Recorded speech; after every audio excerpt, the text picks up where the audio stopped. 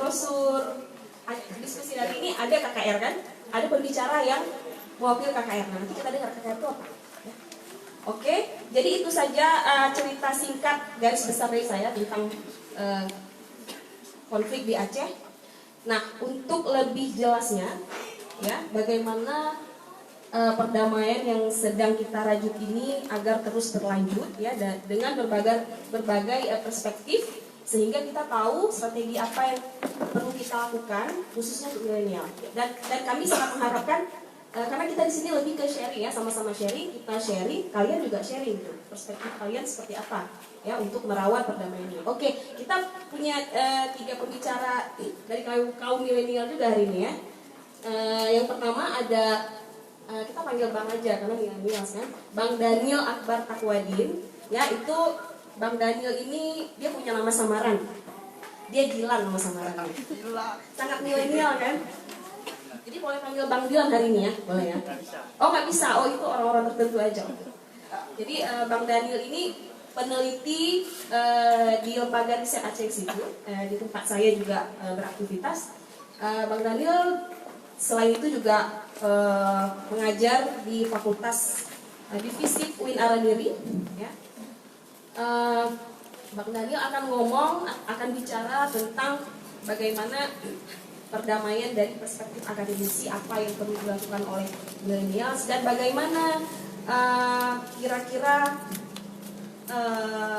wajah perdamaian Aceh ini di 5 tahun ke depan, ya, bisa kira-kira diramalkan, ya, Bang Daniel, ya, dengan diprediksi, padahal sama juga maksudnya, dengan alat apa, pisau akademis. Oke, kemudian di sini juga ada Bang, saya lupa, ya, karena baru kenal. Iya, saya baru ketemu. Bang apa namanya, Bang? Bisa saya harus buka brosur lagi, ya. Yang saya tahu ini abang yang baik ini dia ketua umum kami Aceh, ya. Kami tahu, ya. Kami tahu Satuan Aksi Mahasiswa Muslim Indonesia, ya. Jadi ini Bang Ahsanul Abid. Kita panggil apa ini? Bang Abid, ya. Oke, Bang Abid akan bicara lebih spesifik lagi tentang apa yang bisa dilakukan oleh milenial, jadi sebagai milenial, ya. Oke, yang terakhir kita di sini sudah hadir Kak Oni Imelva. Kak Oni anggota dari kelompok kerja KKR untuk bidang data, ya. Jadi nanti kalau mau nanya-nanya lebih detail tentang KKR silakan bertanya ke Kak Oni, ya. Itu saja pengantar dari saya. Mudah-mudahan diskusi ini membawa banyak manfaat yang positif. Mikrofonnya saya serahkan ke Bang Dilan dulu, ya. Ini terakhir saya bilang Bang Dilan di sini, ya. Assalamualaikum warahmatullahi wabarakatuh. Waalaikumsalam warahmatullahi wabarakatuh. Terima kasih sudah memberikan kesempatan bagi saya untuk sedikit berbagi terkait dengan bagaimana konteks perdamaian di Aceh. Mungkin saya langsung saja, ya, untuk menghemat waktu karena memang sudah panjang juga nih bergesernya. Boleh. Saya ingin sedikit merujuk ke belakang, ya, terkait dengan bagaimana sih perdamaian di Aceh ini bisa sampai seperti saat ini. Ada sebuah penelitian kecil-kecilan yang saya lakukan beberapa waktu yang lalu. Kebetulan penelitian itu saya lakukan di UIN, di FISIP, ya, nama di FISIP. Hanya satu pertanyaan yang saya tanyakan kepada mahasiswa, kebetulan mahasiswa saya saja. Kalian tahu nggak dulu di Aceh itu ada konflik? Bukan, ini. Mereka tahu, jawabannya tahu. Tapi tahu nggak kalian bagaimana konflik di Aceh itu dulu? Jawabannya relatif lah, ada yang tahu, ada yang enggak. Tetapi yang perlu kita pahami sama-sama bahwa sebenarnya sejarah Aceh dalam seabad terakhir, seabad itu 100 tahun, itu sebenarnya sejarah konflik dan kekerasan. Dia bukan sejarah pembangunan, bukan sejarah perdamaian, bukan, tapi sejarah konflik dan kekerasan. Kenapa bisa dibilang seperti itu? Aceh, daerah Aceh itu mulai mulai tercatat bahwa Aceh itu menjadi daerah konflik itu sejak tahun 1873. Pasti banyak literatur terkait dengan itu. Meskipun ada catatan-catatan yang sebenarnya tidak terlalu dibuka bahwa Aceh itu sebenarnya sudah berkonflik sejak ratusan tahun yang lalu. Ya. Jadi hanya tok di situ saja kita mainkan. 1873 konflik dengan Belanda. Tahun 1903 agak berhenti sedikit karena Sultan diangkut oleh Belanda. Maksudnya di Aceh, terutama daerah Kutaraja menjadi bagian daripada kerajaan Belanda. Kemudian meskipun sampai 1903 itu sudah secara legal formal agak masuk Aceh ke dalam bagian dari Belanda, kemudian 1903 sampai 1942 itu masih ada periode kekerasan.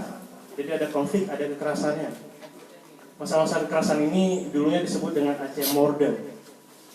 Pembunuhan Aceh. Jadi orang-orang Aceh dulu pantang lihat yang bule-bule sedikit. Jadi yang lihat yang bule-bule sedikit, apakah itu dia wanita, anak-anak, laki-laki, orang tua dan yang lain, ambil rencong bunuh. Pantang lihat yang bening sedikit, bunuh. Makanya ada peristiwa yang namanya Aceh Morde. Sampai 1942 Jepang masuk. Ketika Jepang masuk itu sebenarnya diundang Jepang.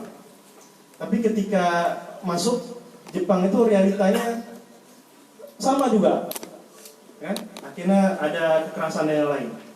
Keluar Jepang 1945 nggak lama ada ada warisan daripada penjajahan ini. Lahirlah namanya Perang Cumbu. Cumbu ini antara Ule Balang sama barisan kaum ulama. 1946 Perang Cumbu, tapi diikuti dengan revolusi sosial, sehingga ada peristiwa di mana para ampun ini tidak lagi menguasai tanah seperti yang dahulunya pernah dilakukan, yang pernah terjadi, yang pernah berlaku di Aceh. Kemudian 1947 sudah kembali normal. 1953 konflik lagi. Abu Berih naik ke gunung, berontak ke pemerintah Indonesia sampai 1962. 1965 selang 3 tahun ya. Ada PKI, pembantaian PKI. Di Aceh ada juga PKI, pembantaian PKI itu. Ada saya baru dapatkan jurnal terbaru dari Dias Melvin. Baru terbit Oktober 2019 menceritakan bagaimana sejarah PKI 1920 sampai 1965 di Aceh. Ada catatan-catatannya. Kemudian 65 itu berlanjut sampai 1966. Ada proses kekerasan terhadap anggota PKI dan para simpatisannya ataupun orang-orang yang pernah mendapatkan bantuan dari PKI. Bukan hanya misalnya di Aceh lah. Terutama yang paling banyak itu di daerah tengah. Karena di sana diklaim bahwa banyak imigran yang berasal dari Jawa, dan Jawa ini banyak berinteraksi langsung dengan PKI. Bahkan dalam konteks cinta segitiga pun dibawa PKI, diimpal PKI, bunuh. Padahal enggak, dia ambil cewek.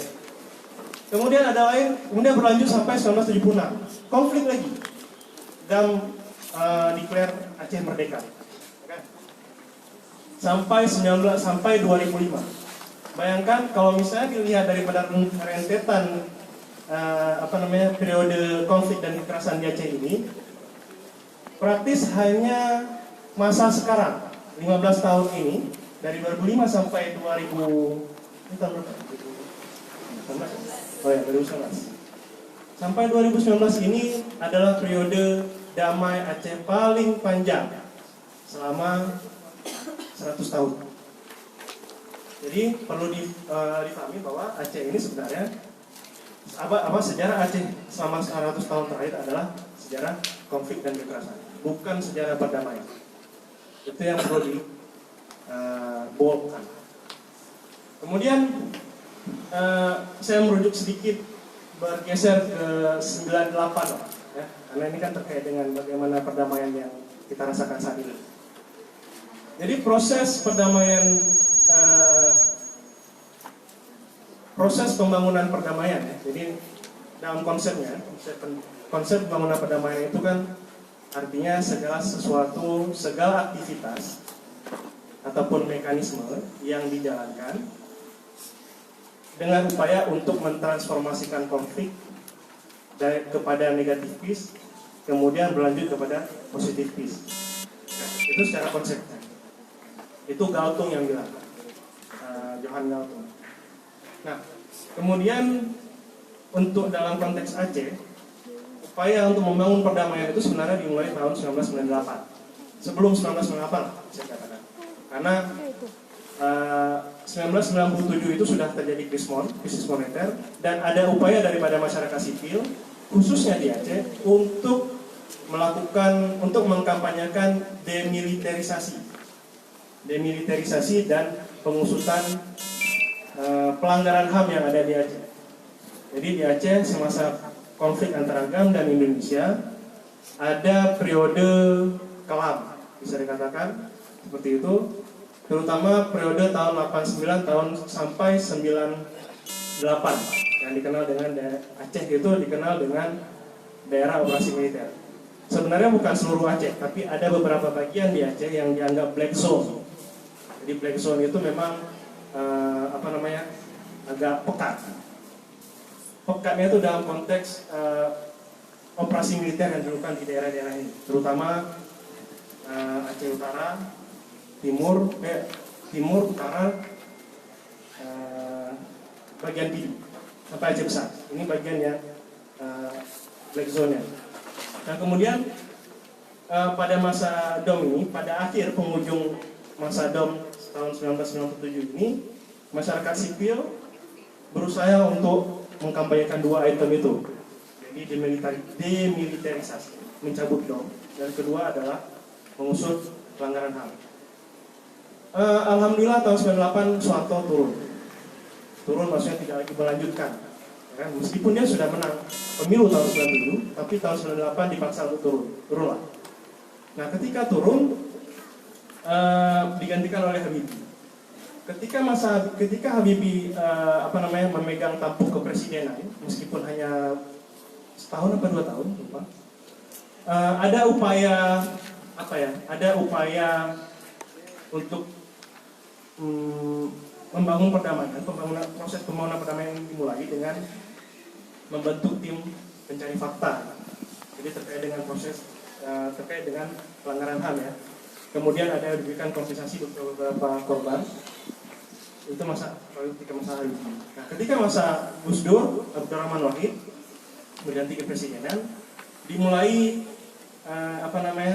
pemerintah Indonesia mencoba untuk membuka peluang terhadap perdamaian Aceh dengan mengundang ADC namanya, Henry Dunant Center, untuk memfasilitasi antara konflik Aceh dan antara GAM dan pemerintah Indonesia. Berlanjut sampai 2003. Ada beberapa item yang bisa dikatakan, ada beberapa momentum yang bisa dikatakan cukup teringat oleh golongan masyarakat sipil pada saat itu, yaitu jeda kemanusiaan dan Cessation of Hostilities Agreement, itu tahun 2002. Nah, kemudian ketika Presiden Megawati naik tahta, ada sedikit perubahan di situ. Ada sedikit perubahan, pendekatan terhadap GAM itu sedikit lebih keras dibandingkan sebelumnya, dibandingkan masa Gus Dur dan Habibie. Diperlakukannya darurat militer pada saat itu. Nah, ketika diperlakukan darurat militer,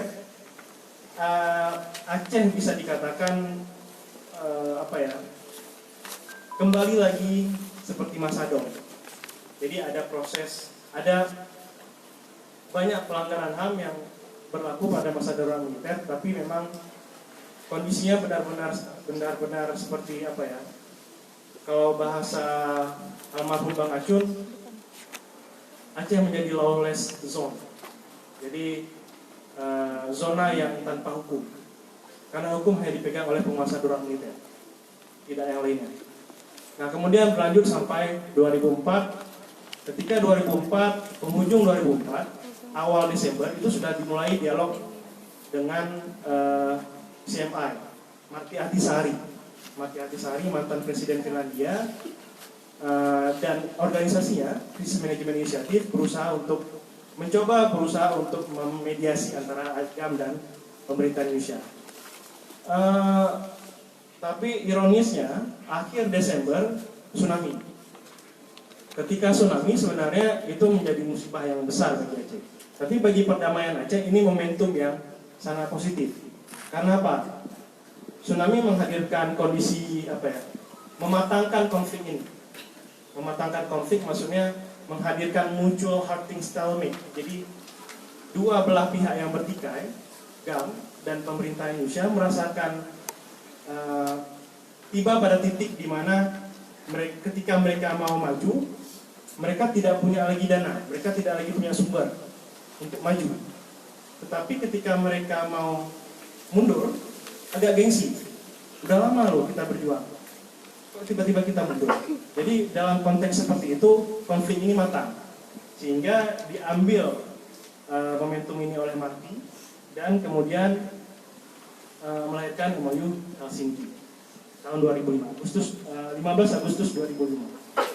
Nah, secara kalau dibandingkan dengan perjanjian perdamaian yang ada di daerah lain, saya ada membandingkan dengan Accra Accord. Accra Accord itu perjanjian perdamaian di Ghana, kemudian di Sierra Leone juga ada perjanjian damainya, dan beberapa perjanjian perdamaian yang pernah terbuat di berbagai konflik yang ada di dunia. Aceh termasuk MOU Helsinki salah satu perjanjian perdamaian yang paling komplit. Maksudnya apa? Aceh mengatur tentang tata kelola pemerintahan pasca damai. MOU Helsinki mengcover, mengakomodir tata kelola pemerintahan pasca damai, pemerintahan dan politik pasca damai. Kedua, juga mengakomodir tentang program-program DDR. DDR ini demobilization, disarmament dan reintegration. Jadi memobilisasi kembali kombatan ke masyarakat, kemudian memotong senjata-senjata dan yang lain, dan reintegrasi. Kemudian yang ketiga, mengakomodir security sector reform. Jadi reformasi sektor keselamatan, sektor keamanan. Jadi ada kota-kota khusus yang diberlakukan, ada aturan-aturan khusus yang diberlakukan terkait dengan manajemen polisi dan militer di Aceh. Kemudian yang keempat, ada mengakomodir terkait dengan pemenuhan HAM dan transitional justice, keadilan transisional. Nah, dalam konteks empat ini sudah komplit dari sisi isi, dari sisi substansi MOU-nya. Tetapi apakah ini kemudian dengan begitu saja dengan mudah dijalankan sesuai dengan isi substansi itu? Tidak, belum tentu. Belum tentu. Nah, dalam konteks menjalankan konsensus ini, kita perlu melihat daripada model peace building-nya. Model peace building ini model pembangunan perdamaian ya. Jadi umumnya model pembangunan perdamaian ini selalu dikaitkan dengan model liberal peace building. Jadi model pembangunan perdamaian tapi ala liberal. Dan ini umum digunakan di berbagai kawasan pasca konflik di seluruh dunia. Karakteristiknya liberalisasi market. Jadi sektor ekonomi pasca konflik di daerah pasca konflik itu dibuka lebar. Ya. Kemudian yang kedua, penguatan pemerintah, penguatan sektor pemerintah. Jadi dua hal ini yang menjadi inti daripada model liberal peace building. Nah, dalam konteks pemerintah ini maksudnya apa? Untuk ketika pemerintah kuat, maka harapannya pemerintah ini dapat memunculkan efek spillover. Spillover effect-nya gimana? Efek yang menyebar. Jadi item-item perdamaian ini dapat menyebar ke level bawah. Jadi mainnya itu top down, dari pemerintah turun ke bawah. Jadi apa yang dilakukan oleh pemerintah dalam konteks penguatan perdamaian itu dibuat di tataran ini kan kemudian diturunkan ke bawah. Harapannya seperti itu. Nah, tapi yang jadi masalah, ya kan, pendekatan liberal ini sebenarnya dikritik oleh pendekatan human security yang agak sosialis ya, agak menjauh-jauh, agak menjauh. Nah, maksudnya gini, ketika model liberal peace building ini diterapkan, tidak melihat daripada relasi kuasa, relasi aktor-aktor konflik yang sebenarnya ketika konflik, ketika pasca konflik mereka sebenarnya memegang kekuatan juga, gitu. Ya sama seperti di Aceh. Pasca konflik kan yang pegang power kan juga orang-orang itu juga. Nah, kemudian tidak melihat,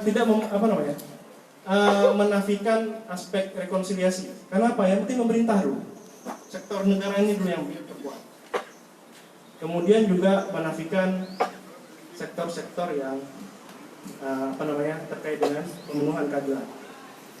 Jadi ini mendapat kritik ya. Jadi model liberal peace building ini mendapat kritik daripada pendekatan human security. Dan ini berlaku sebenarnya di Aceh. Dan ini sebenarnya berlaku di Aceh. Ini juga apa yang kita lihat saat ini adalah kita bisa memetakan bagaimana sih orientasi daripada pembangunan perdamaian bukan hanya di Aceh saja, tapi di berbagai daerah yang lain, kawasan pasca konflik yang lain. Jadi setiap proses peace building ada orientasinya. Di Aceh, orientasi peace building bukan rekonsiliasi. Orientasi peace building, orientasi pembangunan perdamaian pasca konflik bukan rekonsiliasi. Tapi apa? Sejak pertama ada tulisan dari Mas Tanli itu bilang bahwa perdamaian di Aceh adalah berorientasi laba. Laba seperti apa? Kepada siapa labanya? Mungkin demikian dari saya. Terima kasih.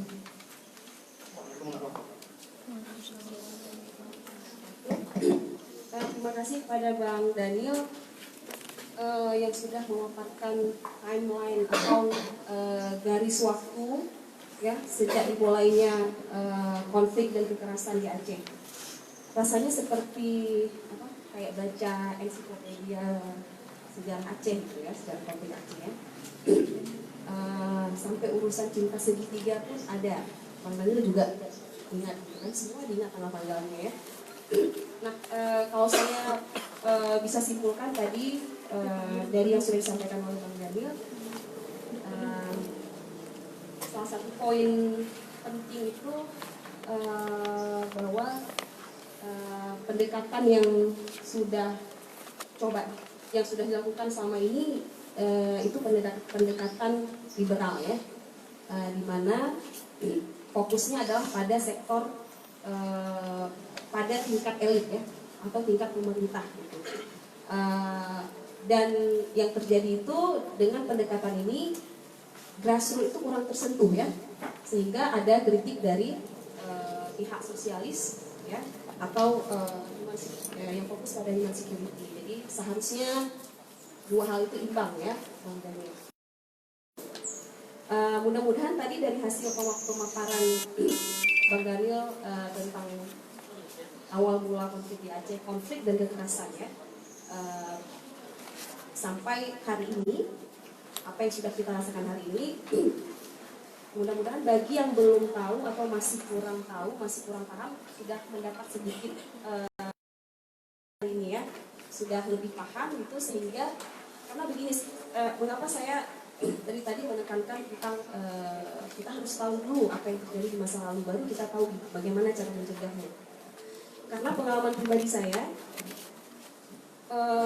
pernah mengikuti sebuah kegiatan, mungkin diskusi film kalau tidak salah, sudah agak lama, itu diputar film dokumenter tentang DOM, ya, daerah operasi militer. Jadi di situ langsung diwawancarai korbannya gitu yang selamat ya. Dan kalau tidak salah saya juga dimunculkan foto-foto fakta yang terjadi gitu, pelanggaran HAM yang terjadi atau penyiksaan yang terjadi. Di belakang saya ada anak-anak muda juga gitu ya, kayak saya gitu kan, cuma mungkin lebih muda. Mereka ketika menonton itu seperti dugaan saya, seperti tidak ada sense, nontonnya sambil ketawa gitu. Sementara saya sudah berkaca-kaca mata saya, walaupun saya ketika konflik itu saya juga masih sekolah gitu ya, saya tinggal di Banda Aceh di lokasi yang di luar red zone. Jadi saya cuma tahu, oh dom itu, saya nggak tahu di lapangan seperti apa dom itu. Tapi lama-kelamaan saya cari tahu, saya terekspos dengan banyak hal terkait dengan konflik di Aceh sehingga saya dapat sense itu. Saya baca buku, saya ikut diskusi, oh ternyata seperti itu ya sejarah konflik di Aceh. Ternyata pelanggaran HAM yang terjadi separah itu ya. Nah, dengan tereksposnya saya dengan rasa ingin tahu yang besar dan pemahaman saya terhadap cerita masa lalu itu, saya jadi dapat sense-nya gitu. Saya tadi lihat foto itu, padahal mungkin saya pernah lihat sebelumnya ya. Dulu saya juga ada lihat beberapa kali. Saya masih berkaca-kaca mata saya sampai sekarang, walaupun itu bukan saudara saya, secara darah bukan saudara saya gitu ya. Tapi mata saya berkaca-kaca, konon lagi kalau itu saudara saya, keluarga saya. Jadi saya teringat kejadian itu, juga kan tawa-tawa nontonnya, kok bisa ya. Nah jadi makanya mungkin mereka belum tahu, belum paham, belum dapat sense tentang sejarah konflik dan kekerasan seksual. Nah mudah-mudahan hari ini semuanya bagi yang belum dapat ya bisa dapatlah minimal sedikit ya, jadi bisa lebih lebih aware, lebih sensitif terhadap upaya-upaya milenial untuk menjaga merawat perdamaian yang sudah kita rasakan sampai hari ini ya. Oke, kita lanjut ke Bang Ahsanul. Ada, maaf, untuk yang mahasiswa saya ini absen ya? Dua kali. Dua kali. Kalau tiga nanti besok final misalnya. Nah, jadi sebelum kita lanjut ke Bang Ahsanul Agib ya, ini kita mau masih terkait dengan OU Helsinki ya, kita kasih dulu mikrofonnya ke Kak Oni ya. Kak Oni yang berbicara tentang KPR lebih spesifik ya. Terima kasih Kak Cut. Amin, Pamel ya. Selamat pagi adik-adik semuanya. Pagi ya. Saya boleh panggil kalian rakan milenial cinta damai boleh? Oke. Ya, terima kasih kalian semua sudah hadir di sini, mau berbagi, mau mendengar dan juga berbagi nantinya ya. Jangan sungkan-sungkan karena di sini kita saling belajar.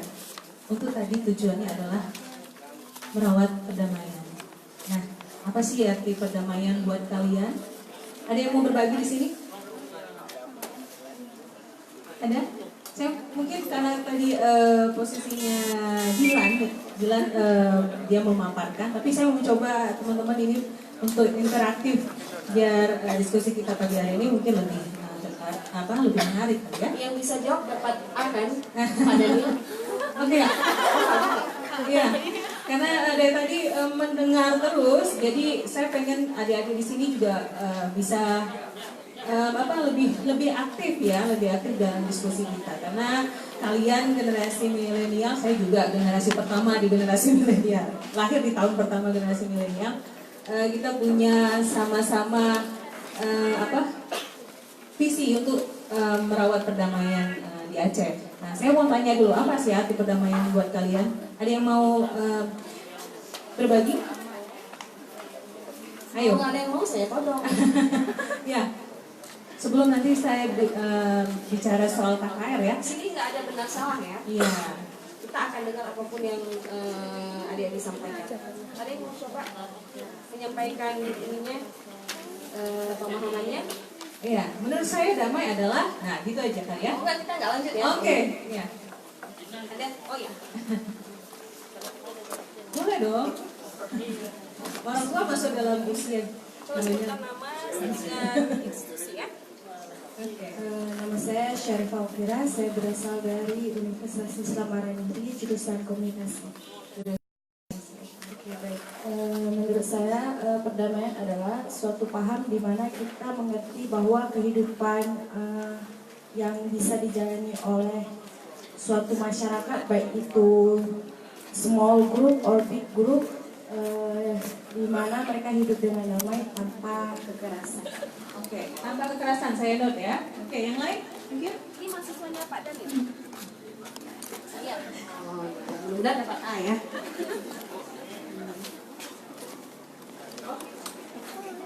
Oke, terima kasih banyak. Jadi sebenarnya kalau ditanya kapan saya baru mengetahui arti kata damai itu baru beberapa bulan yang lalu. Sebelum-sebelumnya saya nggak pernah tahu sebenarnya damai itu apa sih, walaupun kita sudah sering dengar kata damai. Jadi saya dapatkan paham damai itu dari anak saya sendiri pas saya mengantar dia ke sekolah. Kemudian tiba-tiba kami dihadapkan, di depan kami itu ada dua kendaraan, mobil dan sepeda motor. Sepeda motornya langsung klakson, mobilnya juga nggak mau mengalah, dia nggak mau bergeser. Nah akhirnya si anak saya yang paling tanya, ayah itu kenapa sepeda motornya klakson terus gitu kan? Itu karena sepeda motornya nggak bisa lewat, dihalangin sama mobil. Terus kenapa mobilnya nggak maju atau nggak kasih jalan buat si sepeda motor? Wah, itulah yang ayah nggak tahu, gitu kan? Akhirnya, jadi kayak mana solusinya itu? Kata anak saya yang sulung kelas 4.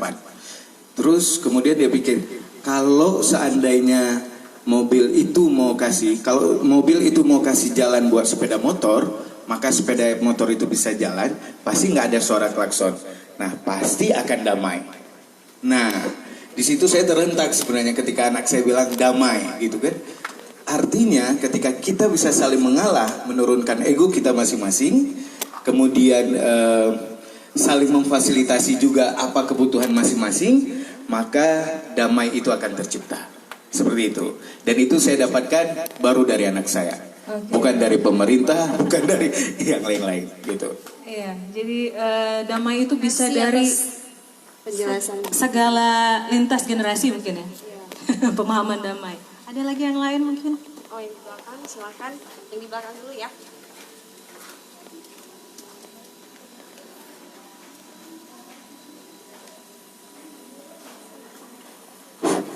Assalamualaikum warahmatullahi wabarakatuh. Kita damai-damai aja, saya berdiri. Baiklah. Jadi kalau damai ini menurut tafsiran saya, ketika kita berada di tempat yang kita impikan, yaitu surga. Ya, kalau misalkan sudah di surga Allah, itu sudah damai. Jadi kalau di dunia nyata ini tidak ada yang namanya damai, yang ada ilusi. Ya kan? Sepakat kan?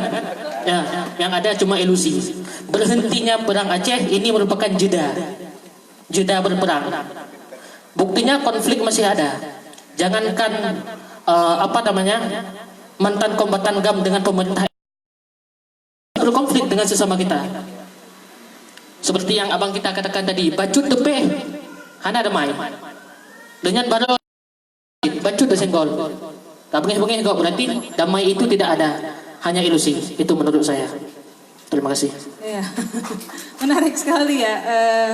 Berbagai perspektif dari teman-teman. Perspektifnya anti mainstream ya. Anti mainstream, iya. Lagi ya. Oke, boleh. Satu lagi.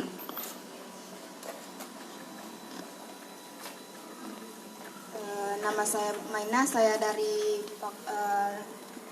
Prodi Sosiologi Agama di. Menurut saya perdamaian itu adalah sesuatu yang selalu ramai, tidak tanpa adanya pertengkaran. Waktu saya kecil, saya pernah pergi ke tempat koramil. Di situ kan ada bilangnya damai itu indah. Saya tanya sama ayah saya ketika sedang bertugas, ayah ini dalam bahasa damai ya. Ayah itu apa dulu? Damai itu apa? Nak depan nando namanya. Itu artinya damai itu apa? Tidak pernah saya dengar. Terus ayah saya bilang damai itu awak nak baca kakak sama orang. Awak selalu solid sama orang, tak ada iri. Itulah damai itu menciptakan awak untuk lebih aktif, juga lebih menenangkan tanpa adanya pertengkaran. Saya translate nggak bisa menjamin. Oke. Pokoknya tanpa ada pertengkaran. pertengkaran, tetapi kita mensupport selamanya. Itu yang dibahas. Oke, damai, saling mensupport ya. Ya. Namanya siapa dia? Mutmainah, Bu. Mutmainah. Oke, Kalau tadi panggilan perjanjian. Korea, China. Oke. Siap. Iya, oke, menarik ya. Makasih, kita, iya saya baru ingat, kita diskusi milenial, jadi Iya, harus ada makanya. bahasa Koreanya dikit. Pak Daniel mana? Saya Pak Daniel banyak itu stok bahasa Korea. Oh ya, oke. Saya mau bilang. Iya. Saya mau bilang. Dapat A nggak? Dapat A. Oh, dapat A. Oke, ya generasi milenial itu sangat open minded, ya, sangat terbuka dengan keberagaman. Kalau tadi ada yang bahasa Jame, saya mau sedikit bilang ke teman-teman semua, Aceh ini bukan satu ras saja, bukan suku Aceh, tapi kalau generasi milenial mau lebih mengulik yang namanya Google, gitu kan, pasti kalian akan menemukan banyak suku yang ada di Aceh. Dan ini menjadi isu yang paling penting untuk generasi milenial untuk merawat perdamaian ke depan yang berkelanjutan. Nah, nanti kita bicara soal isu apa aja yang menarik untuk generasi milenial untuk tetap menjaga perdamaian yang ada. Tapi ini kita akan masuk konteks KKR dulu ya. Ya, oke. Rakan milenial cinta damai. Ya. Ada yang sudah tahu tentang KKR? KKR Aceh? Nggak ada? Ada? Insya Allah. Ya, insya Allah berarti akan cari tahu mungkin ya. Oke. KKR Aceh itu adalah singkatan dari Komisi Kebenaran dan Rekonsiliasi Aceh. Nah, KKR Aceh dibentuk sebagai alternatif penyelesaian pelanggaran HAM yang non judisial. Ya, jadi kalau penyelesaian pelanggaran HAM melalui pengadilan HAM itu dilihat buntu, ya, maka KKR adalah salah satu alternatif penyelesaian pelanggaran HAM. Nah, KKR Aceh secara kelembagaan itu dibentuk secara legalnya dari mandat dari MOU Helsinki. Jadi kalau tadi Bang Dilan sudah bicara soal MOU Helsinki, nah nota kesepahaman damai antara Gerakan Aceh Merdeka dan pemerintah RI yang adik-adik mungkin bisa cari tahu ya apa saja, dan KKR Aceh itu ada di dalam poin nota kesepahaman tersebut. Nah, kedua, secara legalnya lembaga KKR ini juga ada di dalam regulasi pemerintahan Aceh ya, nomor 11 tahun 2006. Dan yang ketiga ada kanun perda lokal, kanun nomor 17 tahun 2013. Jadi secara landasan hukumnya KKR ini sangat kuat ya. Jadi jangan ragu, oh KKR ini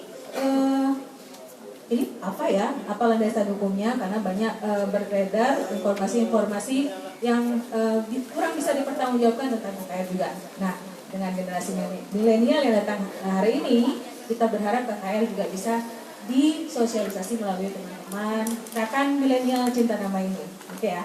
Nah, KKR Aceh sendiri adalah sebuah lembaga yang dibentuk pemerintah Aceh untuk mengungkap pelanggaran HAM masa lalu di Aceh, termasuk pola, motif dari pelanggaran HAM itu sendiri.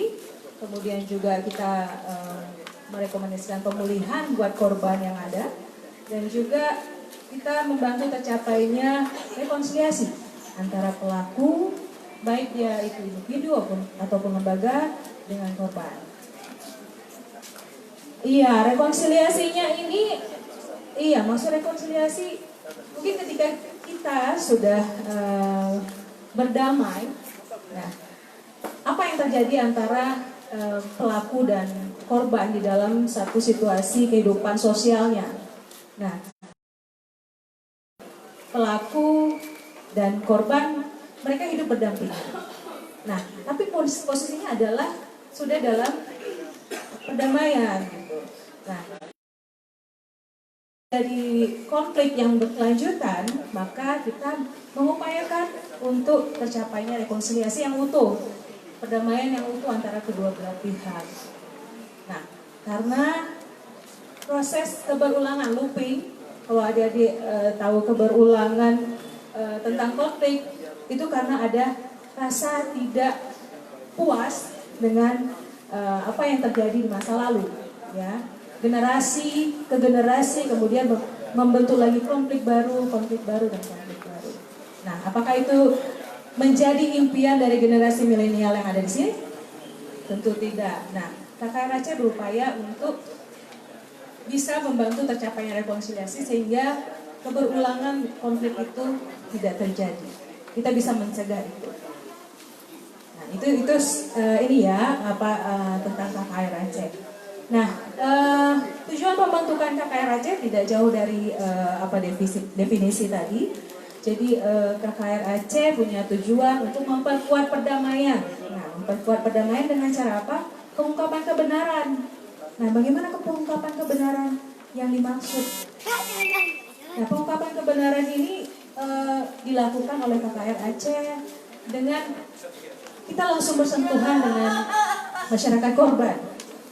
Kita ambil pernyataannya, mereka bercerita tentang apa yang mereka rasakan, apa yang mereka alami ketika peristiwa pelanggaran atau situasi sulit yang dihadapi mereka. Nah, selain itu juga kita juga mengumpulkan informasi dan dokumen-dokumen yang ada, ya, mungkin dari kontras, mungkin juga dari akademisi, peneliti, itu akan menjadi bahan kita untuk bisa melakukan pengungkapan kebenaran yang harus kita pertanggungjawabkan secara kelembagaan. Nah, ketiga adalah melakukan investigasi. Nah, investigasi untuk kasus-kasus khusus ya, paling kasus-kasus besar yang memang perlu kita perdalam lebih jauh. Nah, apa sih manfaat KKR buat masyarakat Aceh? Yang katanya masyarakat Aceh ini korban loh, semuanya korban. Mau sedikit, mau yang banyak, tapi masyarakat Aceh ini adalah korban dari konflik berkepanjangan di Aceh. Ya. Yang pertama adalah pelurusan sejarah. Ya, banyak orang bilang konflik di Aceh itu hanya fairy tale ya. Oke. Ya, pengantar. Semua kita merasakan itu. Ya, saya waktu SMA suka ke masjid, kebetulan remaja masjid, ya. Tapi karena ada pengeboman, ada pelemparan granat di depan intendan, itu akhirnya pulang ketakutan gitu. Padahal lagi sholat maghrib. Nah, apakah itu hanya dongeng ketika kita semuanya menjadi korban yang berdampak ya? Kita shock. Ya, jadi lebih lebih aktif daripada generasi milenial sebenarnya. Dan yang kita khawatirkan adalah masalah sejarah ini terputus di generasi kalian. Nah, itu yang menjadi kekhawatiran, keresahan terbesar.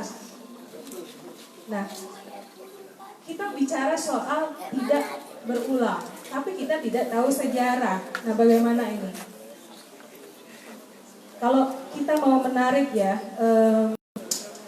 saya mau agak-agak mau ke Cina kali ya. Mereka itu percaya Shio ya. Ini mungkin jauh dari konteks, tapi saya mau bilang Shio itu berproses atau berdaur 12 bulan sekali. Mereka mempelajari bagaimana karakter orang dari tahun lahir. Dan itu dilakukan 12 tahun sekali. Kemudian mereka meramal. Nah, ini saya bilang bahwa keberulangan itu bisa aja terjadi kalau kita tidak bisa mencegah ataupun kita tidak kuat, fondasi kita tidak kuat, hantaman-hantaman yang mau mengganggu perdamaian ini,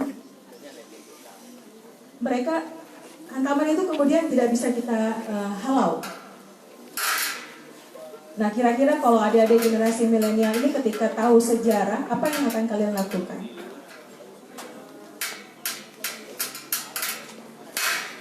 Sederhana saja, ketika kalian melihat foto-foto yang ada, apa yang menjadi pikiran dalam kalian? Dalam pikiran kalian, sorry.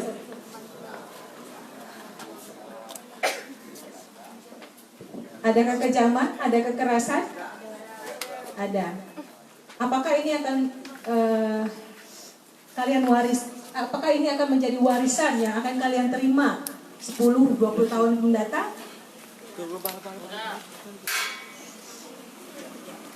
Apa yang harus kalian lakukan? Itu yang harus kita pikirkan bersama. Oke, kembali ke KKR. Ya, masalah KKR bermanfaat untuk pelurusan sejarah. Jadi apa yang terjadi di masa lalu, di masa konflik itu benar adanya, bukan hanya fairy tale. Ya. Yang kedua adalah pendidikan dan pengetahuan publik. Ya, dengan adanya pengungkapan kebenaran, kalian tahu tentang peristiwa pelanggaran HAM, apa dampak paling buruk yang mereka rasakan dalam kehidupan mereka sampai saat ini. Ya, trauma. Oke.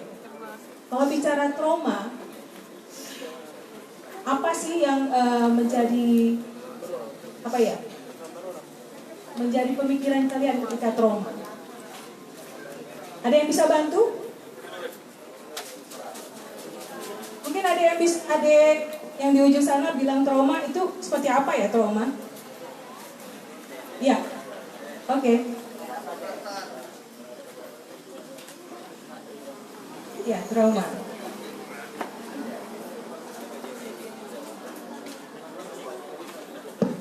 Baik, terima kasih. Menurut saya, trauma itu hal yang paling mendalam di hati yang tidak ingin terulang ke depannya. Oke. Nah, contohnya pernah terjadi di daerah saya itu pembakaran sebuah rumah. Itu rumah saya sendiri yang dibakar. Oke. Di mana? Sudah lama, Apa? sebelum tahun itu di tahun 2000, pas di tahun 2000. Nah, di tahun 2000 itu masih terjadi konflik kita kan. Ya. Nah, di sana itu terjadi pembakaran, itu rumah saya sendiri yang dibakar. Nah, di sini terjadi trauma adalah kami itu selalu diteror. Oke. Nah, teror itu selalu saja terjadi di setiap harinya itu, bahkan di hampir setiap hari itu selalu saja ada terornya, di setiap jamnya selalu saja ada terornya, suara letusan senapan. Bahkan gimana ya? Ada saudara kami yang diculik dan tidak tahu mayatnya kemana. Ada banyak lagi, maksudnya di teman-teman yang di sekitar itu ada orang tuanya yang hilang, nggak tahu mayatnya di mana. Nah, ini trauma yang maksudnya saya definisikan di sini ya adalah tidak ingin hal itu terjadi lagi kepada kami selanjutnya, kepada anak-anak kami selanjutnya, kepada adik-adik kami sebelahnya, dan kepada teman-teman di sekitar kami. Itu yang saya maksud. Oke. Ya, terima kasih. Dengan Dek siapa? Irfan Sanova. Iya. Asalnya dari mana, Dek? Benar Meriah ya?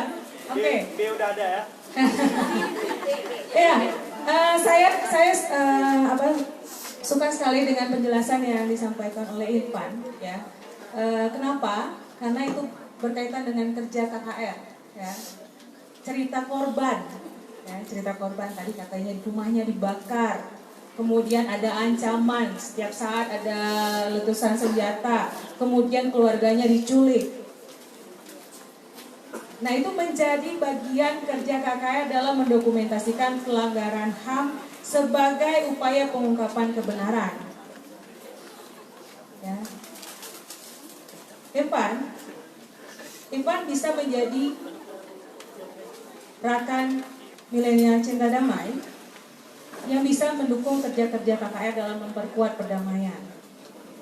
Ya, mungkin ini nanti kita bilang bahwasanya generasi milenial ini harus mampu membuat jejaring yang bisa mengkampanyekan tentang perdamaian, ya, termasuk Irfan. Nanti kita tunggu ya bagaimana nih tindak lanjut dari Irfan, ya, sebagai generasi milenial yang juga korban, yang juga mau memperkuat perdamaian di Negeri Aceh Darussalam.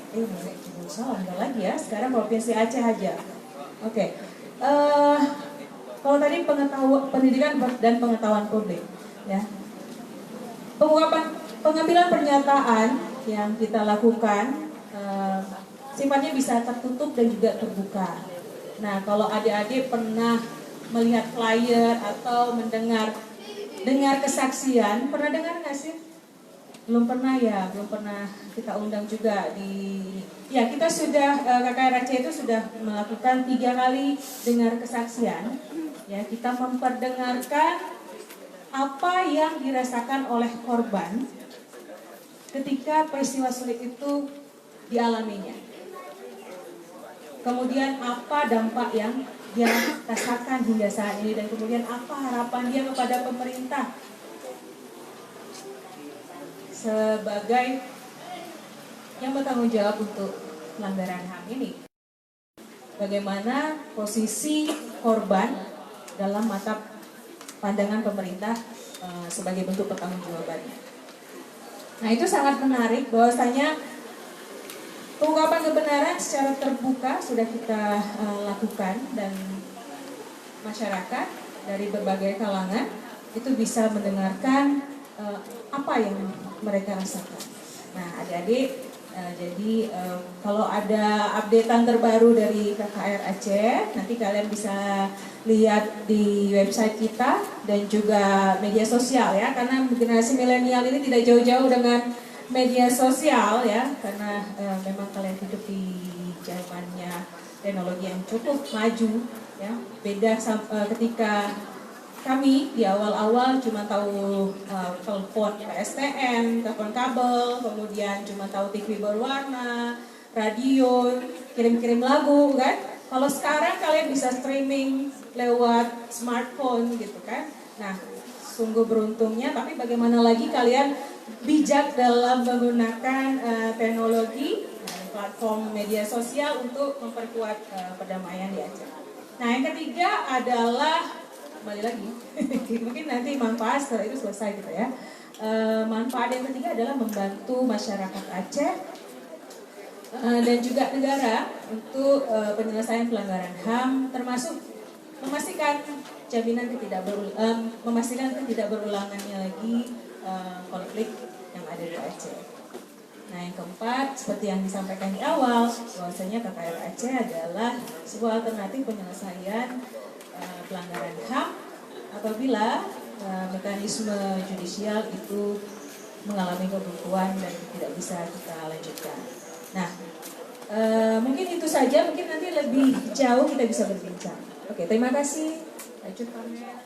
Terima kasih Kak Oni atas pemaparannya ya, yang cukup komprehensif. Jadi komprehensif untuk waktu yang berapa menit cuma ya, tapi banyak yang bisa di-cover ya.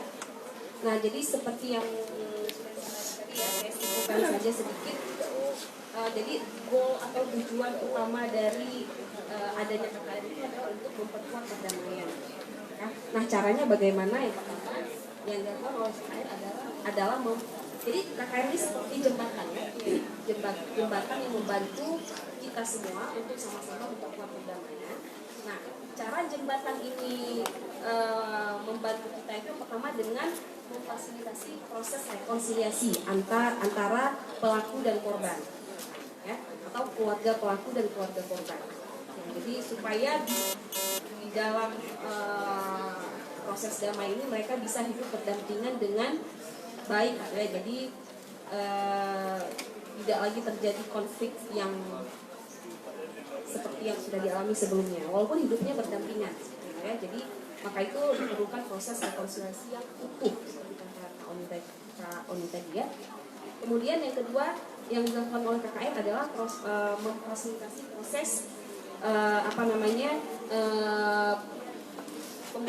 pemulihan bagi pihak korban atau keluarga korban. Tapi bukan berarti KKR ini lembaga yang punya banyak uang terus kasih bantuan untuk korban konflik itu ya. Mereka jembatan, bukan penyedia bantuan. Itu harus dipahami ya. Kemudian yang berikutnya mereka juga melakukan pengungkapan kebenaran ya, dengan cara pengumpulan data, mewawancarai langsung pihak korban ya. Nah, yang satu lagi tugas mereka adalah melakukan investigasi terhadap sejarah masa lalu itu, sejarah konflik Aceh itu, supaya Mungkin kita dengar sejarah dalam berbagai versi ya. Jadi kadang-kadang ada versi yang relatif kurang bisa diterima ya. Iya, kurang bisa dipertanggungjawabkan ya. Misalnya, jadi perlu ada pelurusan sejarah. Nah ini KKR juga mencoba memfasilitasi proses ini ya. Oke, nah jadi kalau menurut Kak Oni, apa yang millennials perlu lakukan untuk memperkuat perdamaian ini? Yang pertama itu adalah membangun fondasi yang kuat, fondasi mental yang kuat, sehingga kalau ada muncul riak-riak atau potensi-potensi kekerasan atau konflik di masa yang akan datang, kita sudah tahu what to do ya. Kita bisa melawan hantaman-hantaman itu karena kita sudah paham apa yang terjadi di masa lalu, apa yang harus kita lakukan jika itu terulang lagi. Kita sudah punya fondasi yang kuat gitu ya. Kemudian kita juga perlu melakukan pendidikan pengetahuan terhadap publik ya. Jadi publik tahu efek psikologi dari konflik dan kekerasan di Aceh itu seperti apa. Kemudian apa lagi ya, bagaimana rasa trauma itu bisa terjadi sehingga bisa kita minimalisir seperti itu. Jadi itu perlu ada pengetahuan yang disampaikan secara luas kepada publik. Jadi nggak cuma kaum milenial, nggak cuma kaum elit atau orang-orang tua, tapi kaum milenial juga perlu itu. Dan kalian juga bisa menyebarkan, membantu menyebarkan pendidikan terhadap tersebut melalui sosmed gitu. Milenial kan sahabatnya sosmed kan. Kalau nggak ada sosmed sehari, nggak pakai sosmed sehari, rasanya kayak mati lampu ya. Generasi nomofobia kali ya. Itu lebih dari itu ya. Nah kemudian apalagi ya, ya mungkin itu ya secara ringkas garis besar itu yang disampaikan oleh Pak. Baik, yang terakhir kita ingin dengar kalau menurut milenial sendiri, milenial yang sekarang ini ya, kira-kira apa yang kalian bisa lakukan untuk memperkuat perdamaian? Cocok nggak ya dengan yang disampaikan Pak Oni, atau mungkin punya ide yang berbeda yang lebih efektif lagi mungkin yang belum berpikir oleh milenial yang lain ya. Oke, mari kita dengar penjelasan dari Bang Ahsanul Arif. Assalamualaikum warahmatullahi wabarakatuh. Salam hormat Kak Oni dan Bang Dani, juga ada aktivis HAM juga, kemudian para aktivis dan juga mahasiswa yang perlu adanya diskusi hari ini sehingga tercerahkan bagaimana sejarah konflik Aceh. Dan yang paling berharga yaitu Kak Cut yang telah memberikan kesempatan kepada saya untuk berhadir di Rumah Peradaban dan Rumah Misteri. Baik, pertama sekali kita ingin sampaikan bahwa ketika saya bicara tentang milenial, tentu ada jawaban-jawaban yang berbeda. Itu adalah sebuah keniscayaan dan itu kita butuhkan. Namun semua itu harus tahu kenapa itu bisa berbeda. Kalau sebelumnya kita sempat ajukan, kalau memang DPR RI pernah buat seminar 4 pilar untuk menggait kembali semangat keindonesiaan, justru sangat mudah untuk membuat seminar menggali sejarah konflik. Mungkin sangat mudah. Makanya hari ini kita diundang untuk menyampaikan apa yang dilakukan oleh milenial. Tadi sudah disampaikan bagaimana sejarah masa konflik. Kalau Kak Cut melihat video konflik itu dengan tetesan air mata. Namun ada yang melihat video itu dengan tertawa. Siapakah mereka? Kenapa bisa berbeda? Berbeda itu keniscayaan. Tentu ketika berbeda itu perlu dicari. Makanya terobosan pertama yang ingin kita sampaikan, apa yang harus dilakukan oleh dunia? Jadikan pustaka layaknya warkop.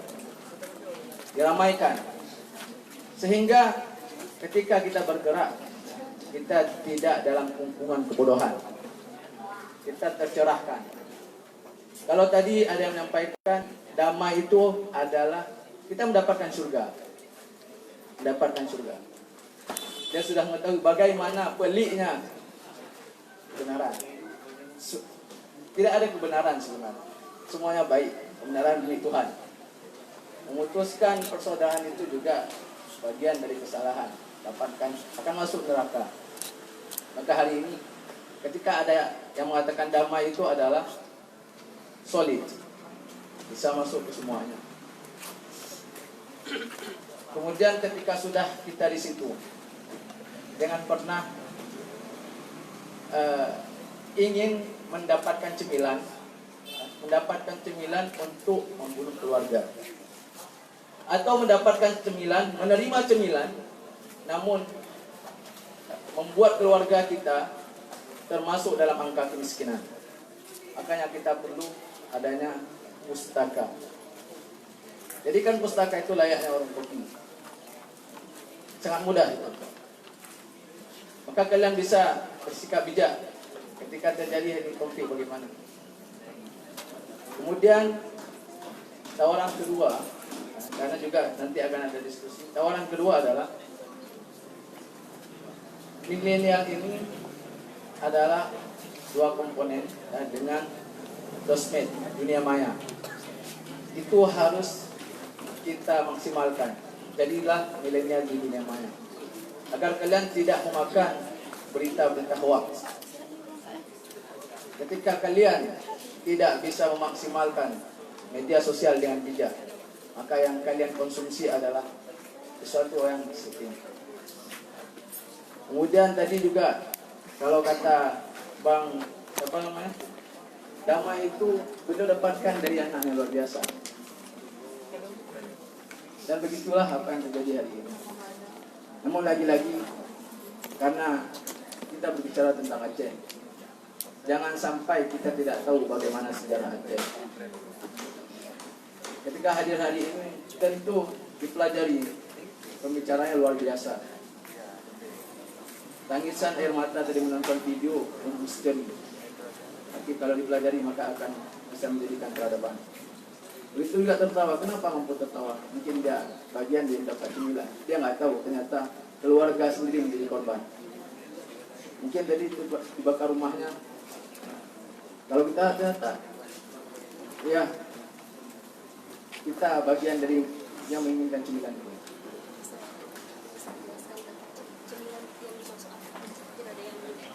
Oke, kita ingin sampaikan ketika kita berbuat ya, di era milenial ini, maka kita perlu telusuri arah kebaikan itu kemana.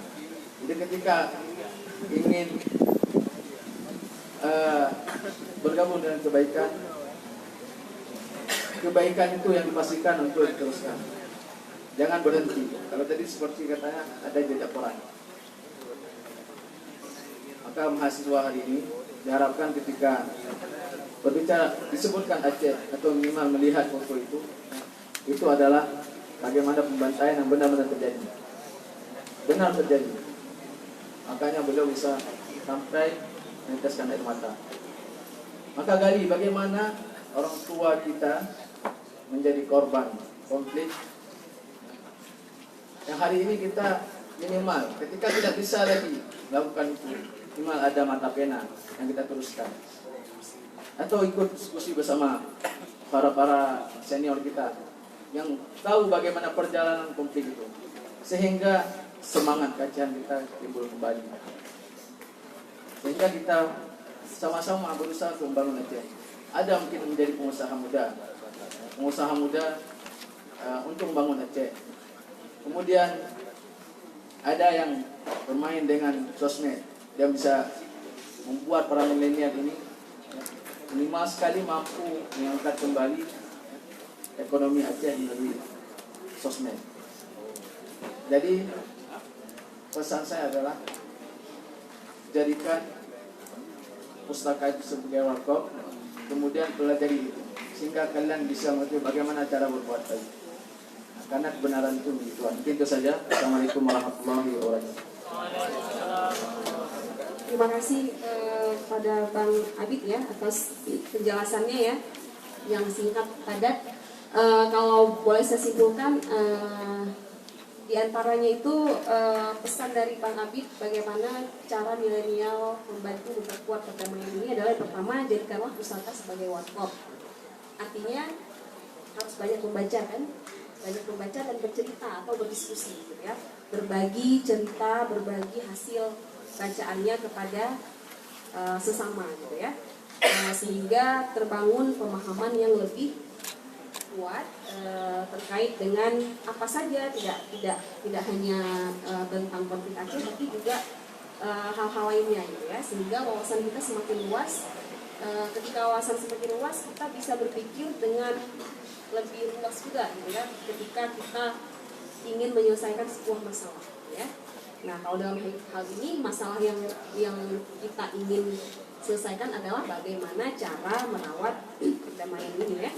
Kemudian yang kedua itu manfaatkanlah media sosial dengan bijak ya. Jadi jangan termakan dengan hoax sehingga gara-gara ada satu berita langsung dibaca tanpa di cross check. Karena sekarang ngerti kan? Saya seperti itu juga, kalau ada berita saya walaupun mungkin nggak selalu, tapi saya coba sebisa mungkin saya cross check dulu, ini sumbernya dari mana, dilihat dulu ini benar nggak ya, jadi nggak langsung percaya. Karena sekarang semua orang bisa buat berita kan, bisa buat cerita apa saja gitu ya. Nah, jangan termakan dengan hoax sehingga muncul konflik, padahal itu hal yang tidak benar, bukan fakta yang disampaikan. Nah, jangan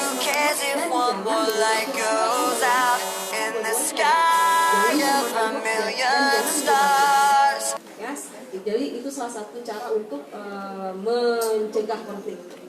Kemudian satu lagi,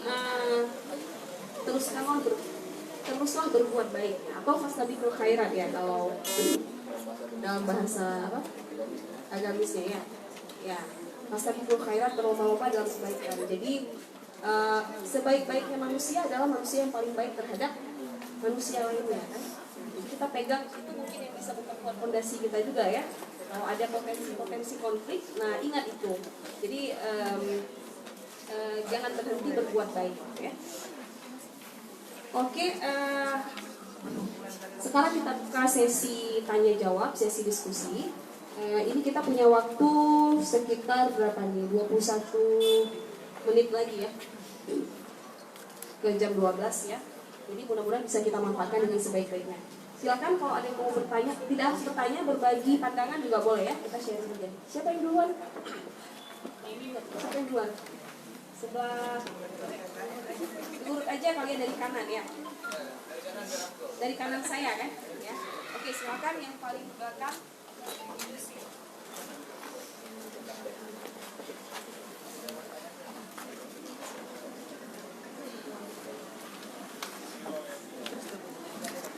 Assalamualaikum warahmatullahi wabarakatuh. Nama saya Sahal Tastari, nama panggung saya BS, belum selesai ya. Jadi saya mahasiswanya Pak Danil dan juga adiknya Bang Danil. Ini juga ada dosen saya Pak Mujiran.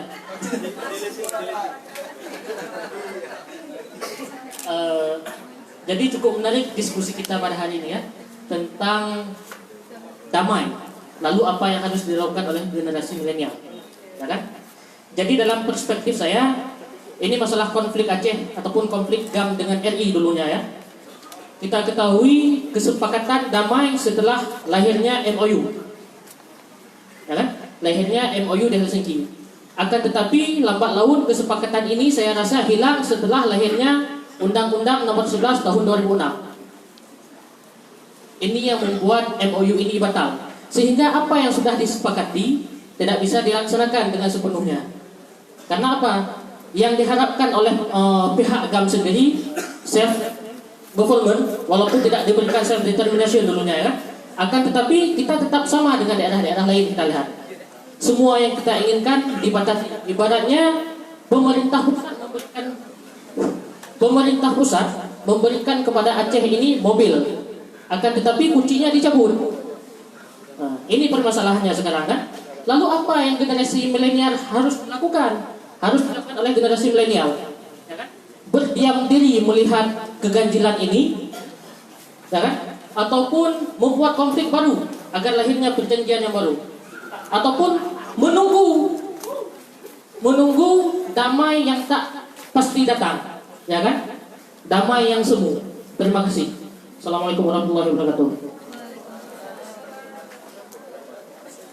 Terima kasih kepada adiknya Bang Daniel ya. Ini kira satu-satu aja ya, satu pertanyaan dijawab dulu ya. Jadi kalau saya tidak salah memahami itu pertanyaannya tadi apa yang bisa dilakukan oleh milenial ketika kondisinya sekarang butir-butir MOU Helsinki itu belum semua terakomodir kan oleh para stakeholder ya. Ada dua opsi dari beliau. Yang pertama, apakah milenial ya udah terima aja apa yang ada gitu, biarin aja. Oke. Yang kedua, tidak mau terima, kita bikin konflik baru supaya ada MOU baru gitu kan. Jadi MOU ini bisa sesuai dengan yang kita inginkan gitu, yang kita belum lihat di MOU, di implementasi MOU saat ini. Itu ya maksudnya ya. Yang ketiga tadi apa? Ada satu lagi ya? Opsi yang ketiga ya. Oh, dua aja dulu. Dua aja cuma ya. Dua aja. Yang dua lebih baik. Iya betul ya, seperti itu ya. Saya nangkapnya. Oke. Mungkin dari Bang Daniel dulu ya, karena dari tadi kan diam aja kan. Hah? Lanjut aja. Oke, yang kedua.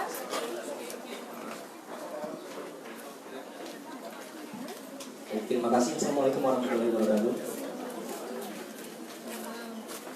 Saya Irfan Sonopa, mahasiswa Pak dan Ibu.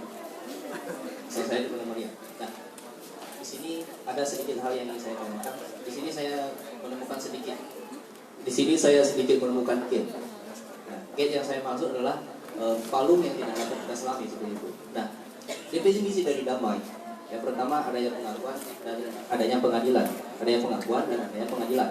Nah, di sini dari segi pengakuan dari pihak korban maupun pelaku itu harus ada yang dihadirkan dari kedua ini.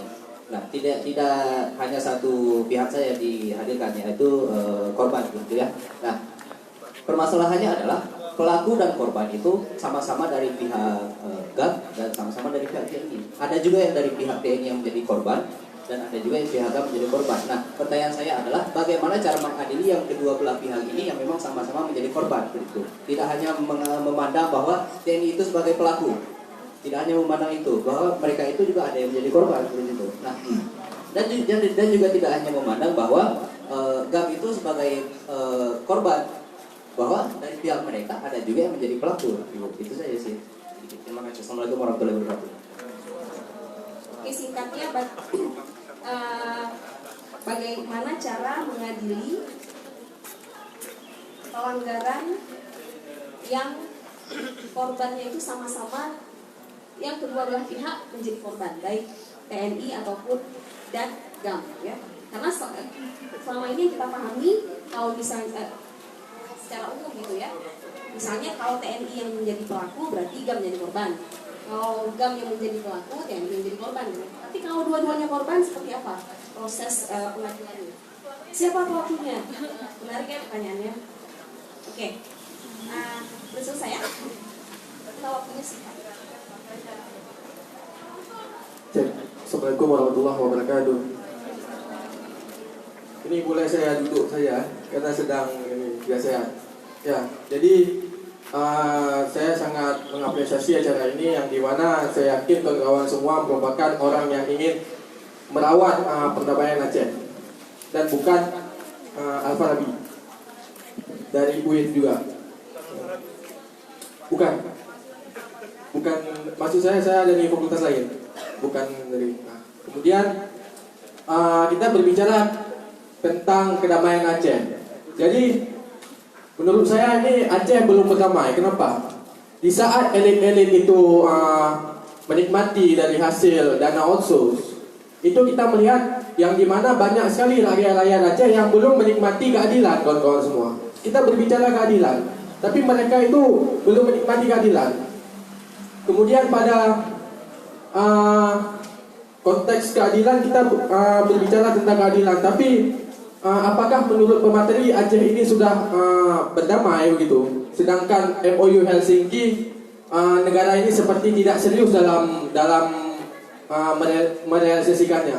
Apakah negara ini serius? Itu satu pertanyaan saya. Kemudian adalah yang kedua, bisakah pemateri memberikan sebuah gambaran bagaimana kejamnya pada saat bangsa Aceh ini disiksa, itu supaya milenial bisa tahu bagaimana kejamnya pada saat masa konflik. Jangan kita hanya berbicara konflik, kekejaman konflik, padahal kita tidak tahu ataupun gambaran pada saat waktu itu terjadi. Mungkin itu saja. Terima kasih. Terima kasih. Ada dua pertanyaan. Yang pertama,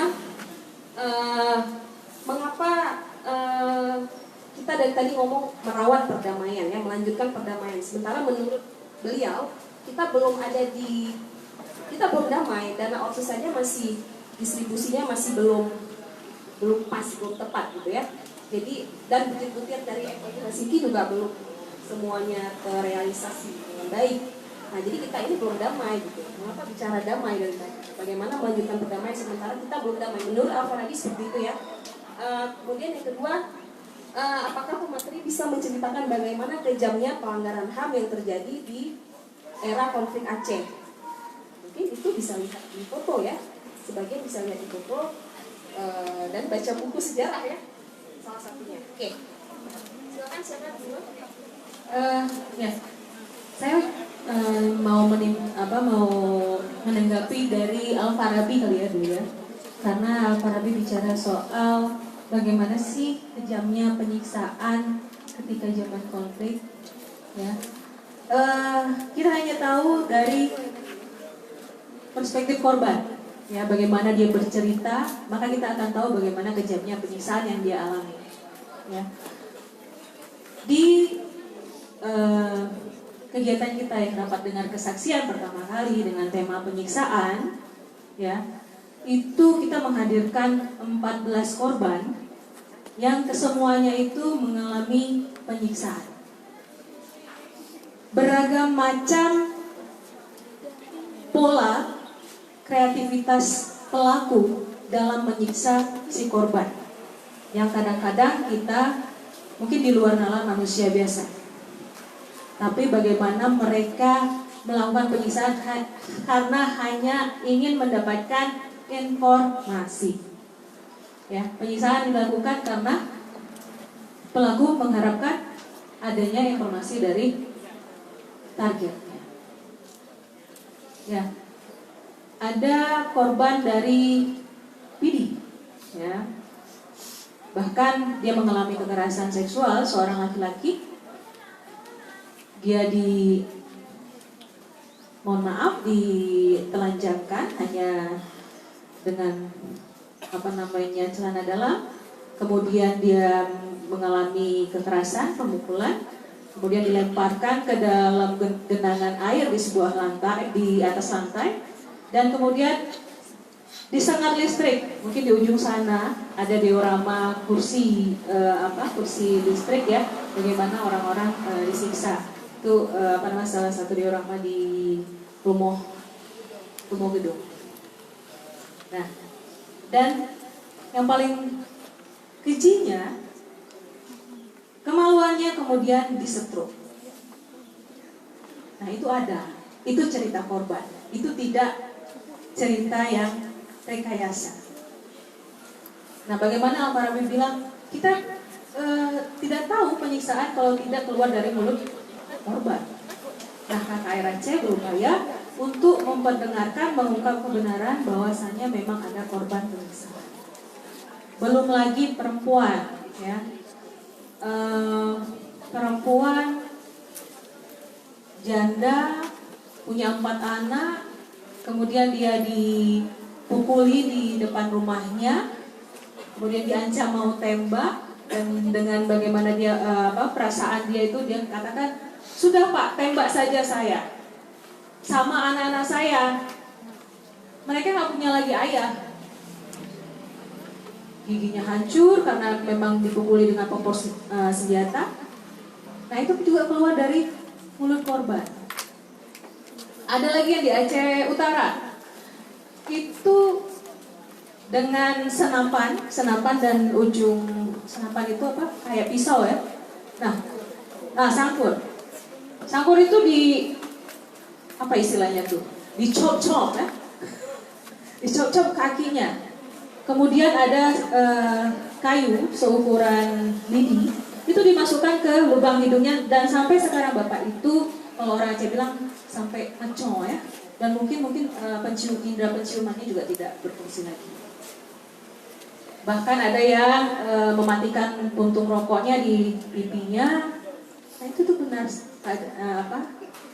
kejadiannya, dan itu keluar dari mulut korban. Nanti sesekali kalau adik-adik rekan milenial Cinta Damai datang ke KKR Aceh, kita akan putarkan film ketika rapat dengan kesaksian itu, sehingga kalian tadi kata Kak Cut Pamel tentang bagaimana sih sense itu ada di generasi milenial melihat korban, dan kita semuanya berpotensi menjadi korban di masa datang. Besok saja atau pulang dari sini bisa saja menjadi korban, gitu kan? Mungkin kasusnya beda-beda, tapi potensi menjadi korban itu sangat besar buat kita semua. Nah, kembali lagi pada sense, tidak cukup dengan menyedihkan ya kehidupan mereka. Bagaimana kehidupan ibu ini selanjutnya karena dia tidak lagi punya suami, dengan kondisi dia juga yang sudah cukup lemah karena perlakuan penyiksaan yang dilakukan oleh pelaku. Nah, ini tugas kita bersama sebagai generasi milenial. Karena nanti di akhir kita akan bicara soal pesan-pesan yang ingin kita sampaikan buat generasi milenial, ya, terutama untuk bagaimana kalian bisa partisipasi. Itu isu paling penting bagi generasi milenial selain anti korupsi, kemudian toleransi dan juga partisipasi. Kita bicara nanti, mungkin nanti dari Dilan ya akan menambahkan. Terima kasih Kak Oni, silakan Bang Daniel, silakan dipanggil Bang Dilan. Assalamualaikum warahmatullahi wabarakatuh. Mungkin beberapa pertanyaan ini ya. Apa saya semua? Dari Al-Farabi ya. Bagaimana gambaran kekejaman Aceh ya? Saya berdiri aja. Bagaimana gambaran kekejaman Aceh? Mungkin saya dan beberapa orang yang pernah melalui masa-masa konflik dan kekerasan, agaknya kami sepakat kalau ingin membaca bagaimana fakta ataupun merasakan pengalaman terkait dengan konflik di Aceh, baca buku yang judulnya Aceh Bersimbah Darah. Saya pernah baca buku itu langsung merinding. Ini saya baca bukunya ini langsung merinding saya. Coba aja download. Di pengarangnya itu Bang Al-Haidar, Said Muntahar Ahmad sama Pak Yarmin Dinamika. Di akademia ada, tapi bacanya sendiri. Jangan baca rame-rame. Nah, karena kalau baca rame-rame juga kesannya nggak dapat. Tapi kalau baca sendiri nggak tidur kalian nanti, nggak terbawa tidur. Dan saya terang.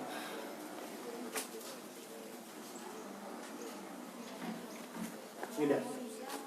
Aceh Bersimbah Darah. Tapi ini saya tidak recommended untuk orang-orang yang sakit jantung.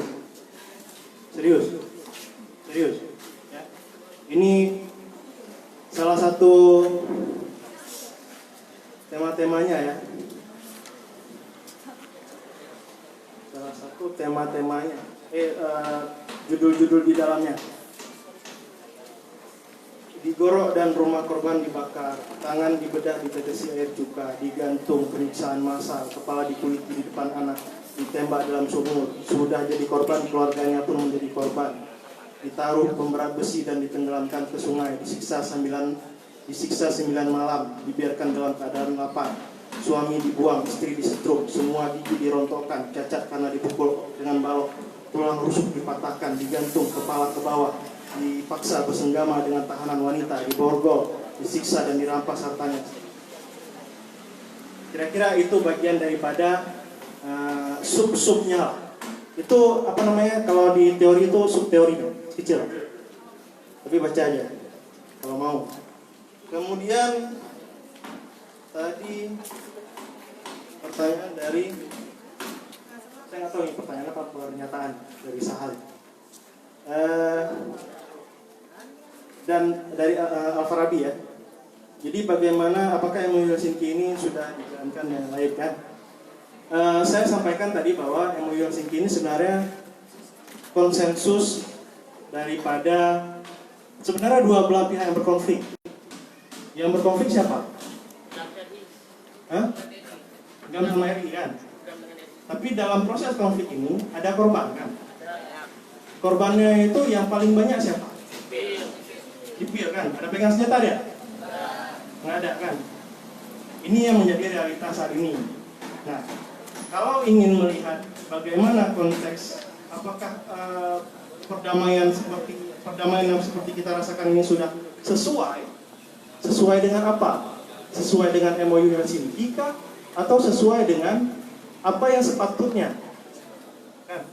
Nah, dalam konteks melihat pada sepatutnya, saya sampaikan tadi ada lazimnya di negara-negara, di daerah-daerah pasca konflik menerapkan model-model pembangunan perdamaian.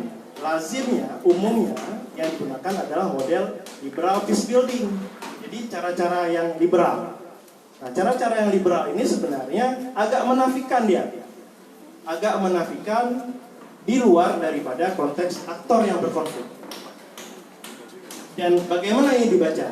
Membaca model ini nggak bisa dibaca sejak masa pertama daripada ketika MOU Helsinki itu hadir, enggak. Tapi dalam perjalanannya, artinya apa? Ini kan 15 tahun nih, 15 tahun pasca konflik. Disinilah kita membaca model itu. Apakah model yang terjadi, yang berlaku di Aceh ini masuk ke dalam model liberal, kan? Atau dia masuk ke dalam model yang semi liberal ataupun yang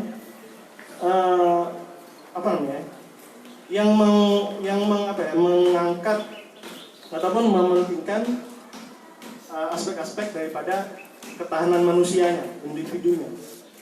Jadi saat ini kita bisa membaca model itu, bukan pada konteks ketika MOU Helsinki itu hadir.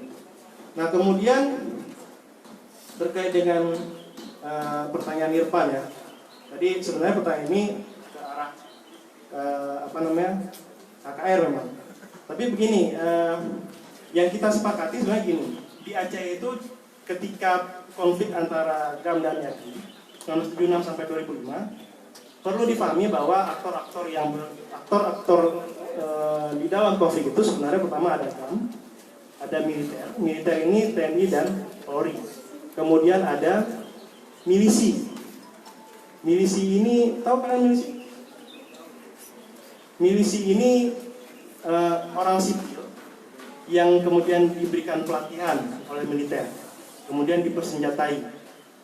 Mereka bukan militer, tapi mereka pegang senjata. Bukan GAM juga. Jadi mereka aktif di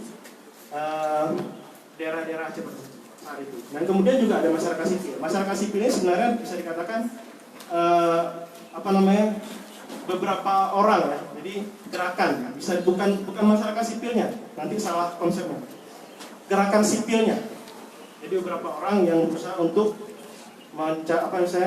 mengkampanyekan demilitarisasi ataupun pengusutan HAM dan lain-lain. Jadi aktor-aktor ini yang bermain ketika masa konflik di Aceh. Nah, apakah nantinya bagaimana ketika ini menjadi pelaku kekerasan ya, Gap damai ini yang berlaku pada saat itu, pada masa konflik, jelas yang melakukan kekerasan adalah ketiganya. Ada GAM, ada militer, ada milisi. Betul. Yang melakukan kekerasan pada masa konflik adalah 3 aktor ini yang melakukan kekerasan kepada sipil, kepada orang-orang yang non-kombatan. Jadi 3 item ini.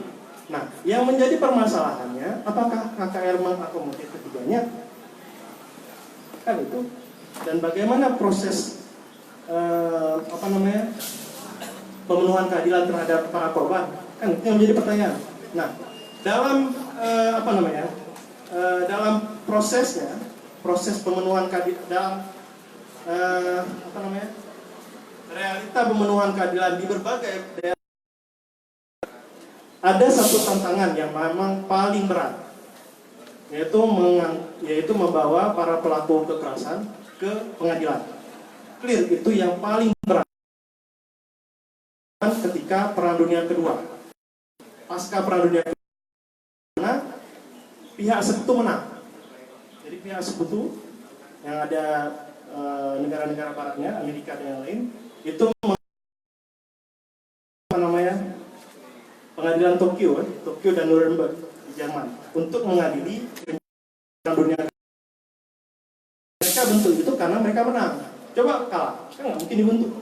Nah, memahami realita ini, itu kan kalau pengadilan istilahnya itu pendekatan retributif, ya, retributive justice. Nah, memahami realita ini, memahami sulitnya untuk membangun sebuah pengadilan bagi para pelaku kekerasan, maka ada opsi lain, dibuatlah alternatif lain.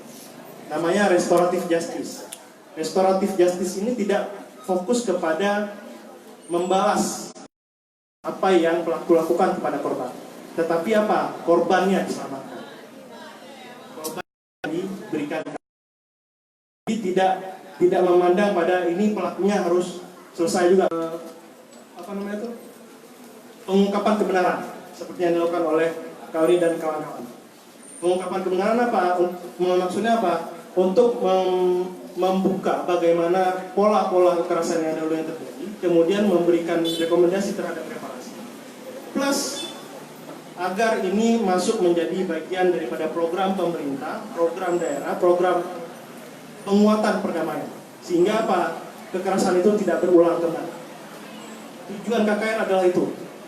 Supaya kekerasan di Aceh, kekerasan yang pernah terjadi itu tidak berulang kembali. Selain itu ada mekanisme yang lain, ada mekanisme alternatif yang lain. Salah satunya itu vetting ataupun rekonsiliasi ataupun seperti semacam dengan kesaksian, itu bagian daripada alternatif mechanism of TJ yang juga digunakan, yang juga diaplikasikan oleh KKR. Jadi mungkin di situ dia intinya. Bisa jadi karena kondisi politiknya ini tidak memungkinkan untuk dipaksa pelaku harus bisa diadili, maka beberapa kawasan termasuk Aceh, termasuk Indonesia juga sekarang tengah mempromosikan, mengkampanyekan supaya pemenuhan keadilan dalam konteks restoratif justice, bukan pada retributive justice. Karena buktinya apa? Beberapa kasus pelanggaran HAM berat nggak tembus-tembus sampai saat ini. Dan sejak tahun 2000 kan pengadilan HAM itu baru dibentuk tahun 2000 tuh. Baru tiga kasus ya naik ke pengadilan HAM. 3 kasus dari tahun 2000, artinya ini udah 19 tahun. Ini emang kasus kan? Ya kan? Kira-kira gimana Bang Dani untuk mempercepat? Karena ada yang ngancam-ngancam Pak, kita buat konflik baru lagi. Itulah saya bilang. Gimana? Kayaknya harus kita percepat, gimana caranya? Menurut Bang Dani. Proses itu supaya pelanggaran HAM berat tadi misalnya lebih cepat terselesaikan, teradili gitu ya. Mungkin yang pertama kali yang harus dipahami adalah belajar pahami bahwa Aceh itu sebenarnya daerah konflik. Itu saja. Setelah memahami bahwa Aceh ini adalah bagian adalah daerah konflik, pernah berkonflik, 100 tahun berkonflik, nanti lama-lama saja keluar sendiri. Konflik itu capek, berat kali. Saya pernah temukan adik rating saya dulu di Malaysia. Dulu ketika Malaysia lagi konflik sama Indonesia karena pengambilan ada beberapa budaya tarian yang kemudian diklaim bahwa ini milik Malaysia. Kata adik saya ini, adik rating lah, adik rating anak Aceh tapi dia lama tinggal di Jakarta. Perang aja, Indonesia perang aja, nggak tahu. Jadi dengan mudah dibilang perang aja, Indonesia perang aja lawan Malaysia. Di Pumagok mati yang ada konflik. Kita tahu, orang Aceh sepatutnya sudah tahu deh. Sepatutnya seperti kata Bang Faisal di dengan kesaksian, sepatutnya orang Aceh itu adalah orang yang paling tahu bagaimana konsekuensi konflik. orang yang paling tahu tentang konsekuensi daripada pelanggaran HAM. Orang yang paling tahu bagai pentingnya menjaga perdamaian. Itu semangat. Jadi jangan sampai keluar kata-kata orang Aceh gara-gara itu. Ya, ada perang. Sekarang kan apa? Jawai. Orang Aceh ini kan Jawai. Jawa itu. Tahu Jawai? Jawa itu bega lupa, bega dua. Jadi kayak apa namanya? Ya suka lupa. Suka dan sering lupa. Jadi nggak tahu dulunya mama kita dipukul sama si A. Hari ini datang kita ke si A minta duit atau bayi-bayian lah, cili-cili tunggu. Itu kan mental kita. Saya alhamdulillah sedikit menyadari tentang itu. Tapi saya nggak tahu dengan kalian. Semoga kalian juga menyadarinya. Terima kasih. Terima kasih Bang Daniel. Makanya kita bikin salah satu tujuan dari diadakannya pameran foto, diskusi seperti ini untuk melawan lupa kan Bang Daniel ya. Supaya kita sadar bahwa konflik itu berat. Konflik itu apa ya? Rumit. Gak ada enaknya ya konflik itu ya. Gak ada yang mau. Jadi bagi pelaku sendiri konflik itu bukan hal yang mudah ya Kak Oni ya. Apalagi mungkin kayak pihak TNI, mereka kan di bawah perintah Komando. di bawah komando harus dijalankan apa yang diperintah. Nah, itu tadi fungsi rekonsiliasi Kak Pamel sebenarnya. Aku ini merasa bersalah telah melakukan kekerasan kepada si A.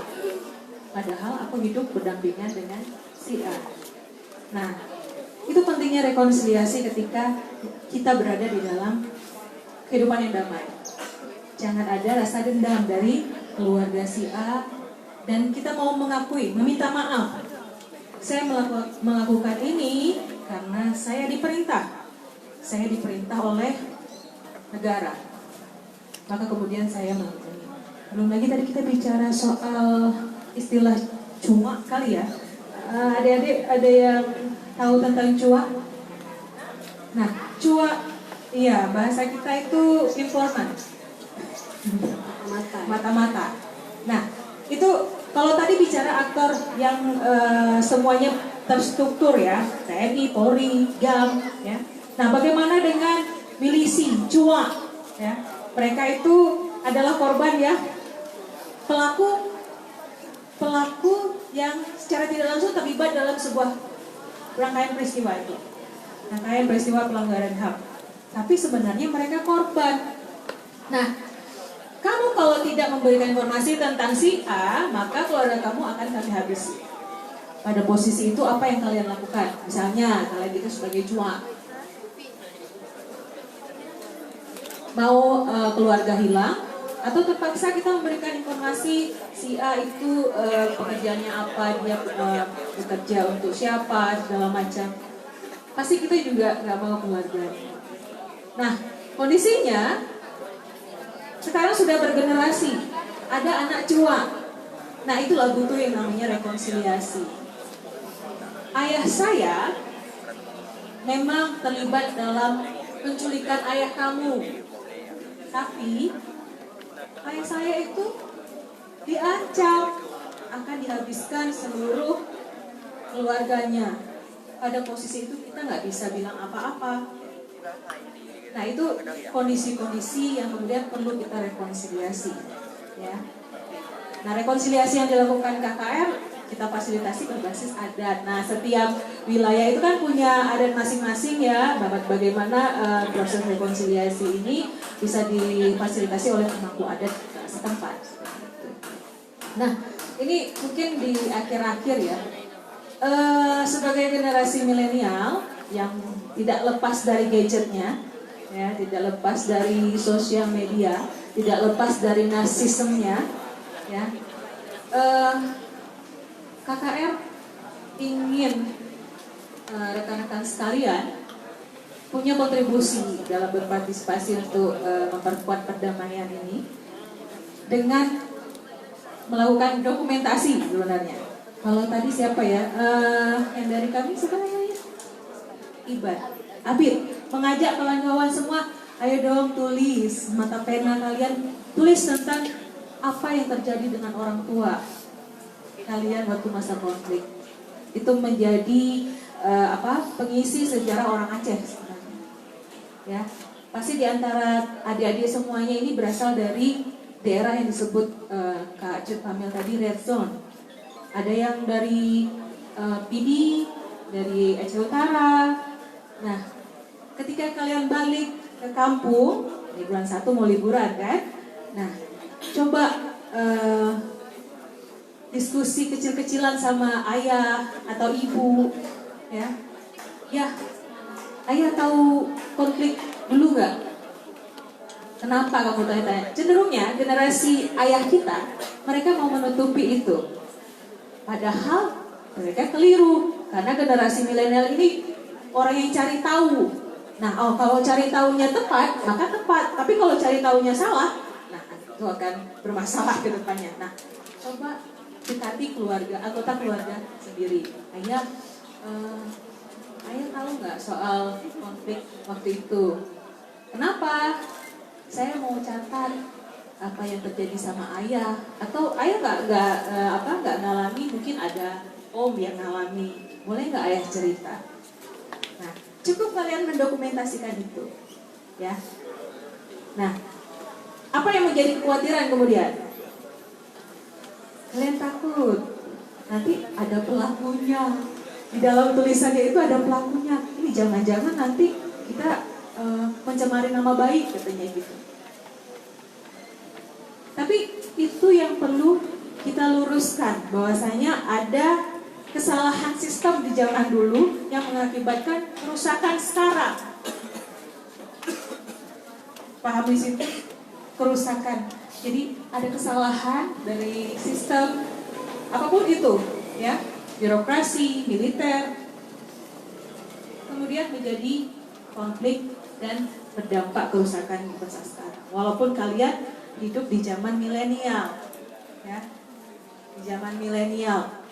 Terus juga ini bisa analoginya gini, milenial itu identik dengan warna silver, ya, warna silver. Jadi antara abu-abu, antara putih dan hitam abu-abu. Ya, abu-abu itu bisa karakter yang nggak mau tahu, ya, mau tahu sedikit, enjoy aja gitu kan. Nah, ada juga yang memang mau mengulik, apa sih ini, kenapa sih terjadinya itu mungkin karakter.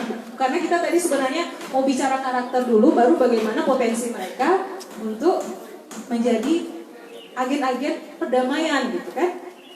Nah, dari situ itu bisa menjadi torehan sejarah untuk orang Aceh dari karya kalian mendokumentasikan. Dan itu yang sekarang KKR lakukan juga dengan korban-korban dan keluarga korban.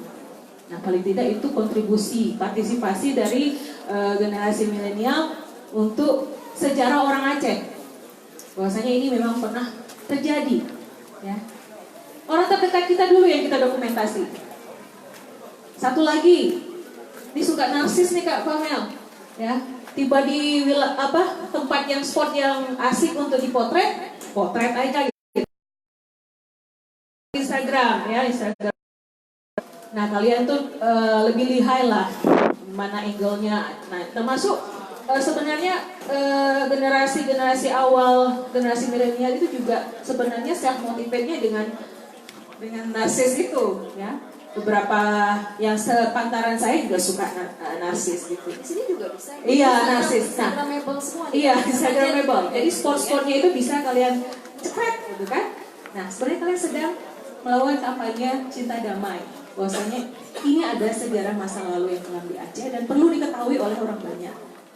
Dan bagaimana ini tidak terjadi lagi. Silakan di-share, kemudian di komen sama orang-orang. Nah, itu bagian dari bagaimana kita membangun jejaring dengan banyak orang, ya. Karena apa yang terjadi sekarang ini, kalau kalian bisa live saja, ya, itu mungkin semua orang bisa mengakses, ya. Dan itu memang membutuhkan dari potensi-potensi yang ada dari rakan milenial cinta damai, ya. Nah, kalau tadi yang masalah sport itu, apa yang menarik dari sejarah kelam masa lalu? Ada spot penyiksaan, rumah gedung. Pulang ke PD, kunjungi rumah gedung, sekalian berdoa, sekalian foto, ya. Kemudian bikin captionnya, di sini pernah terjadi penyiksaan, apalagi misalnya. Nah, itu bentuk dokumentasi anak milenial, ya. Jadi tidak sekedar apa ya, baca perlu, karena kalian juga nggak bisa bikin caption kalau nggak baca, gitu kan? Nah, kita aja lahir ke dunia disuruh Iqra, kan? Nah, jadi penting membaca dulu, mendokumentasikan, mensebarluaskan karena kita punya sosial media gitu, dan bagaimana ini menjadi interaktif karena orang-orang juga berpartisipasi dengan dokumentasi kita itu, ya. Jadi mau gedung, apalagi Semawe, Pantai Rancong, ada yang pernah ke Pantai Rancong? Pernah tahu nggak apa yang terjadi di Pantai Rancong sebelumnya di zaman konflik? Ada yang tahu? Kalau sekarang kita tahunya itu ada warung-warung, ada karaoke-nya, tapi itu dulu bekas tempat penyiksaan. Cekrek. Nah, oh, kamu ya. Di mana lagi? Sungai Arakundo, di sana ada dioramanya. Ya. Siapa yang dari Aceh Timur? Di sudut ininya aja, bukan jadi si manis jembatan Arakundo ya, tapi di sini ada sejarah pernah ada korban yang ditenggelamkan, dan kalau tidak salah salah satu korbannya ada yang masih selamat. Mungkin kalau teman-teman bisa wawancara beliau juga menarik. Ya, oke ya, 2 itu tadi mendokumentasikan apa yang terjadi di zaman konflik dengan keluarga terdekat, ya. Kemudian kalian bisa narsis di tempat-tempat spot saat mungkin di situ, ya, dan sebarkan bahwa generasi milenial ini sangat mendukung dengan pengungkapan kebenaran dan merawat perdamaian itu tadi. Gitu Kak Famil. Terima kasih ya. Terima kasih Kak Oli, Bang Daniel. Ini karena sudah hampir zuhur, masih ada yang mau bertanya? Oh masih kan Pak, satu pertanyaan lagi. Gak ada, oke. Mungkin sebelum kita tutup, sini ada Pak, oh ada Bang sebelumnya. Bang Fajran Zain mungkin mau menyampaikan sesuatu pesan-pesan untuk milenial, apa yang mereka bisa lakukan. Bang Fajran ini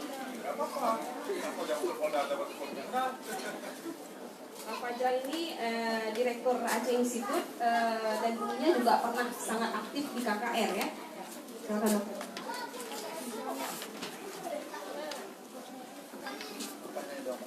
Assalamualaikum warahmatullahi wabarakatuh.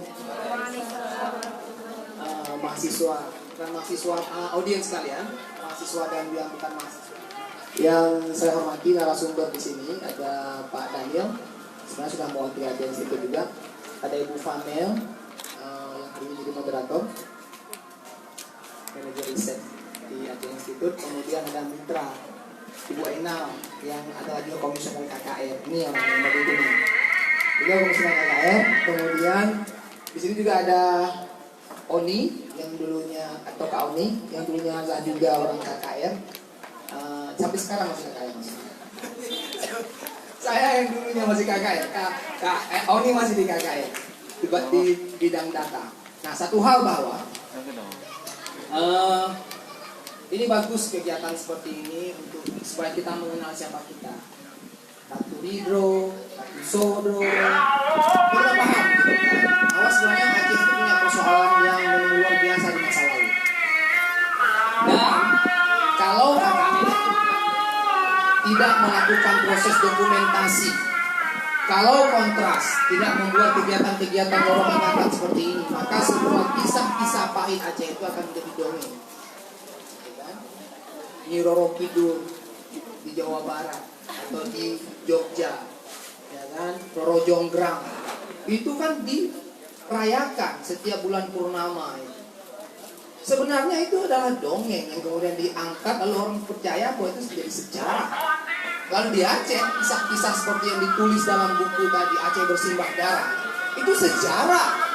Lalu kemudian ketika kita tidak mengenalinya, mengetahuinya, lalu akan menjadi dongeng. Saya pernah ke rumah gedung, seperti perasaan rumah gedung itu belum dibakar. Sekarang udah dibakar rumah gedung itu. Di depannya itu ada pohon salak yang sudah habis semua duri-duri di pelepahnya itu. Karena ternyata dalam proses penyiksaan, korban-korban itu dipaksa mengaku. Salah satu cara mereka mengaku adalah dengan dibelikan dahan pohon salak itu ke leher. Bayangkan itu, begitu ditarik itu nusuk ke sini. Dan kita bisa lihat bekas-bekas darah di dahan pohon salak. Kemudian rumah itu juga sebelum dibakar, saya bukan bahagia, senang saya bisa lihat rumah itu sebagai sebuah saksi bahwa di rumah itu ada tulisan-tulisan pakai darah. Itu betul-betul seperti rumah misteri. Dan kemudian karena marah orang kampung, dikerahkan anak-anak SMP, mungkin yang mengerahkan juga unsur aparat intelijen untuk membakar rumah itu, menghilangkan barang bukti, dan sekarang udah hilang barang bukti. Kecuali mungkin masih ada di dekat itu adalah bekas-bekas penguburan, karena di belakang itu banyak juga kuburan-kuburan massal, tulang belulang yang mungkin belum digali. Ini mungkin mesti ada penggalian melibatkan orang forensik. Ini bukti bahwa ada jejak luka yang sangat dalam yang terjadi pada diri kita. Saya sepakat dengan yang disampaikan tadi bahwa dokumentasikan semua. Pemerintah kita belum peka terhadap dokumentasi itu. Tahun 2009 ketika saya pergi ke Berlin dan ke Frankfurt, itu di depan rumah-rumah itu ada bataku-bataku seperti ini, dituliskan di rumah ini pernah meninggal 2 orang Yahudi yang melompat dari jendela atas rumah lantai 2 karena menghindari kejaran tentara Nazi. Tulis, kita belum ada, sehingga semuanya hilang. Kita nggak tahu bahwa di mana almarhum Dayan Daud ditembak, dekat PDAM Tadarus. Kita nggak pernah tahu. Kita nggak pernah tahu di mana Prof. Safwan Idris ditembak. Kita nggak pernah tahu di mana almarhum Teguh Johan ditembak dan lain-lain. Semua berlalu begitu saja karena memang kita nggak pernah. Jadi saya pikir ini generasi milenial, kalian yang mencatat. Apapun cerita, generasi berganti, masa berganti, kalian akan menjadi pemilik sejarah itu. Dan saya selalu bilang kepada siapapun bahwa Indonesia harus bersyukur pada Aceh, harus berterima kasih pada Aceh, pada apapun yang telah Aceh berikan untuk Indonesia. Kenapa Aceh disebut daerah modal? Karena Aceh dulu ketika Belanda ingin menaklukkan Indonesia, Aceh lah yang nggak bisa ditaklukkan. Sampai kemudian mereka tawarkan kepada Aceh untuk berdiri sendiri aja. Mulai langkah sampai Papua berikan kepada Belanda, sisanya boleh dimiliki oleh Aceh. 5 ulama Aceh mewakili ulama-ulama yang ada di Aceh pada waktu itu memilih untuk tidak mengambil opsi itu. Kalau kita mau merdeka, dari dulu kita sudah merdeka. Makanya persoalan konflik Aceh ketika kemudian dikait-kaitkan dengan ketidaksetiaan Aceh pada Republik itu salah. Dan saya selalu bilang, jangan bicara soal kesetiaan dengan orang Aceh. Kita lebih setia pada Republik ini. Kalau kita mau merdeka, dari dulu kita merdeka, bukan sekarang. Dari dulu kita bisa merdeka. Itu yang saya selalu bilang. Kita bisa merdeka dari dulu. Makanya kita tidak terima siksaan demi siksaan yang diberikan oleh tentara-tentara seperti itu. Ini kalian harus tahu. Kita pemilik Republik ini. Tanpa Aceh, mulai dari Langkat sampai ke Papua, itu ada budak-budak Belanda semua. Dan Indonesia harus berterima kasih pada Aceh, pada kalian pemilik Republik ini. Kalian harus tahu itu. Tanpa kita, ini adalah negara jajahan Belanda. Aceh sudah merdeka, sisanya adalah negara jajahan Belanda. Nah ini yang saya pikir, adik-adik kita semua. Ibn Kuasa, Assalamualaikum warahmatullahi wabarakatuh. Bang Fajran, Bang Daniel, Kak Oni atas semua ceritanya, pemaparannya, penjelasannya yang sangat penting, tidak hanya menarik tapi juga penting untuk kita serati bersama, kita hayati bersama, kita ingat, jangan sampai lupa, mudah-mudahan ya. Dan sepertinya pesan-pesan untuk para milenial sudah tersampaikan semua dari mereka tadi. Jadi ada yang ingin saya sampaikan tapi sudah tersampaikan. Mungkin satu aja pesan kecil saya, cobalah membangun rasa ingin tahu yang lebih besar, ya. apapun terkait apapun itu ya, sehingga kita lebih sensitif terhadap apapun yang terjadi di sekitar kita, termasuk proses perdamaian yang sedang berlangsung ini, sehingga kita juga paham, kita juga punya awareness, kesadaran bahwa kita tidak mau konflik itu terjadi lagi, karena kita paham bagaimana konflik itu terjadi, mengapa terjadi, seperti apa yang terjadi, walaupun kita nggak lihat, ya, walaupun kita hanya tahu dari apa yang kita dengar, dari apa yang kita baca. Nah, mungkin itu saja pesan saya, dan mungkin bisa mulai dieksekusi pesannya. Setelah diskusi ini, silakan ambil foto, kalian post di sosmed, buat caption yang bisa membangkitkan kesadaran orang lain untuk mencari tahu lebih banyak tentang sejarah konflik dan kekerasan di Aceh, sehingga mereka juga paham, oh perdamaian ini harus kita jaga karena ini dibeli dengan darah, dan darahnya tidak sedikit, ya. Itu saja dari kami. Lebih dan kurang mohon maaf. Sekali lagi terima kasih atas kehadiran semuanya, atas partisipasi semuanya. Assalamualaikum warahmatullahi wabarakatuh.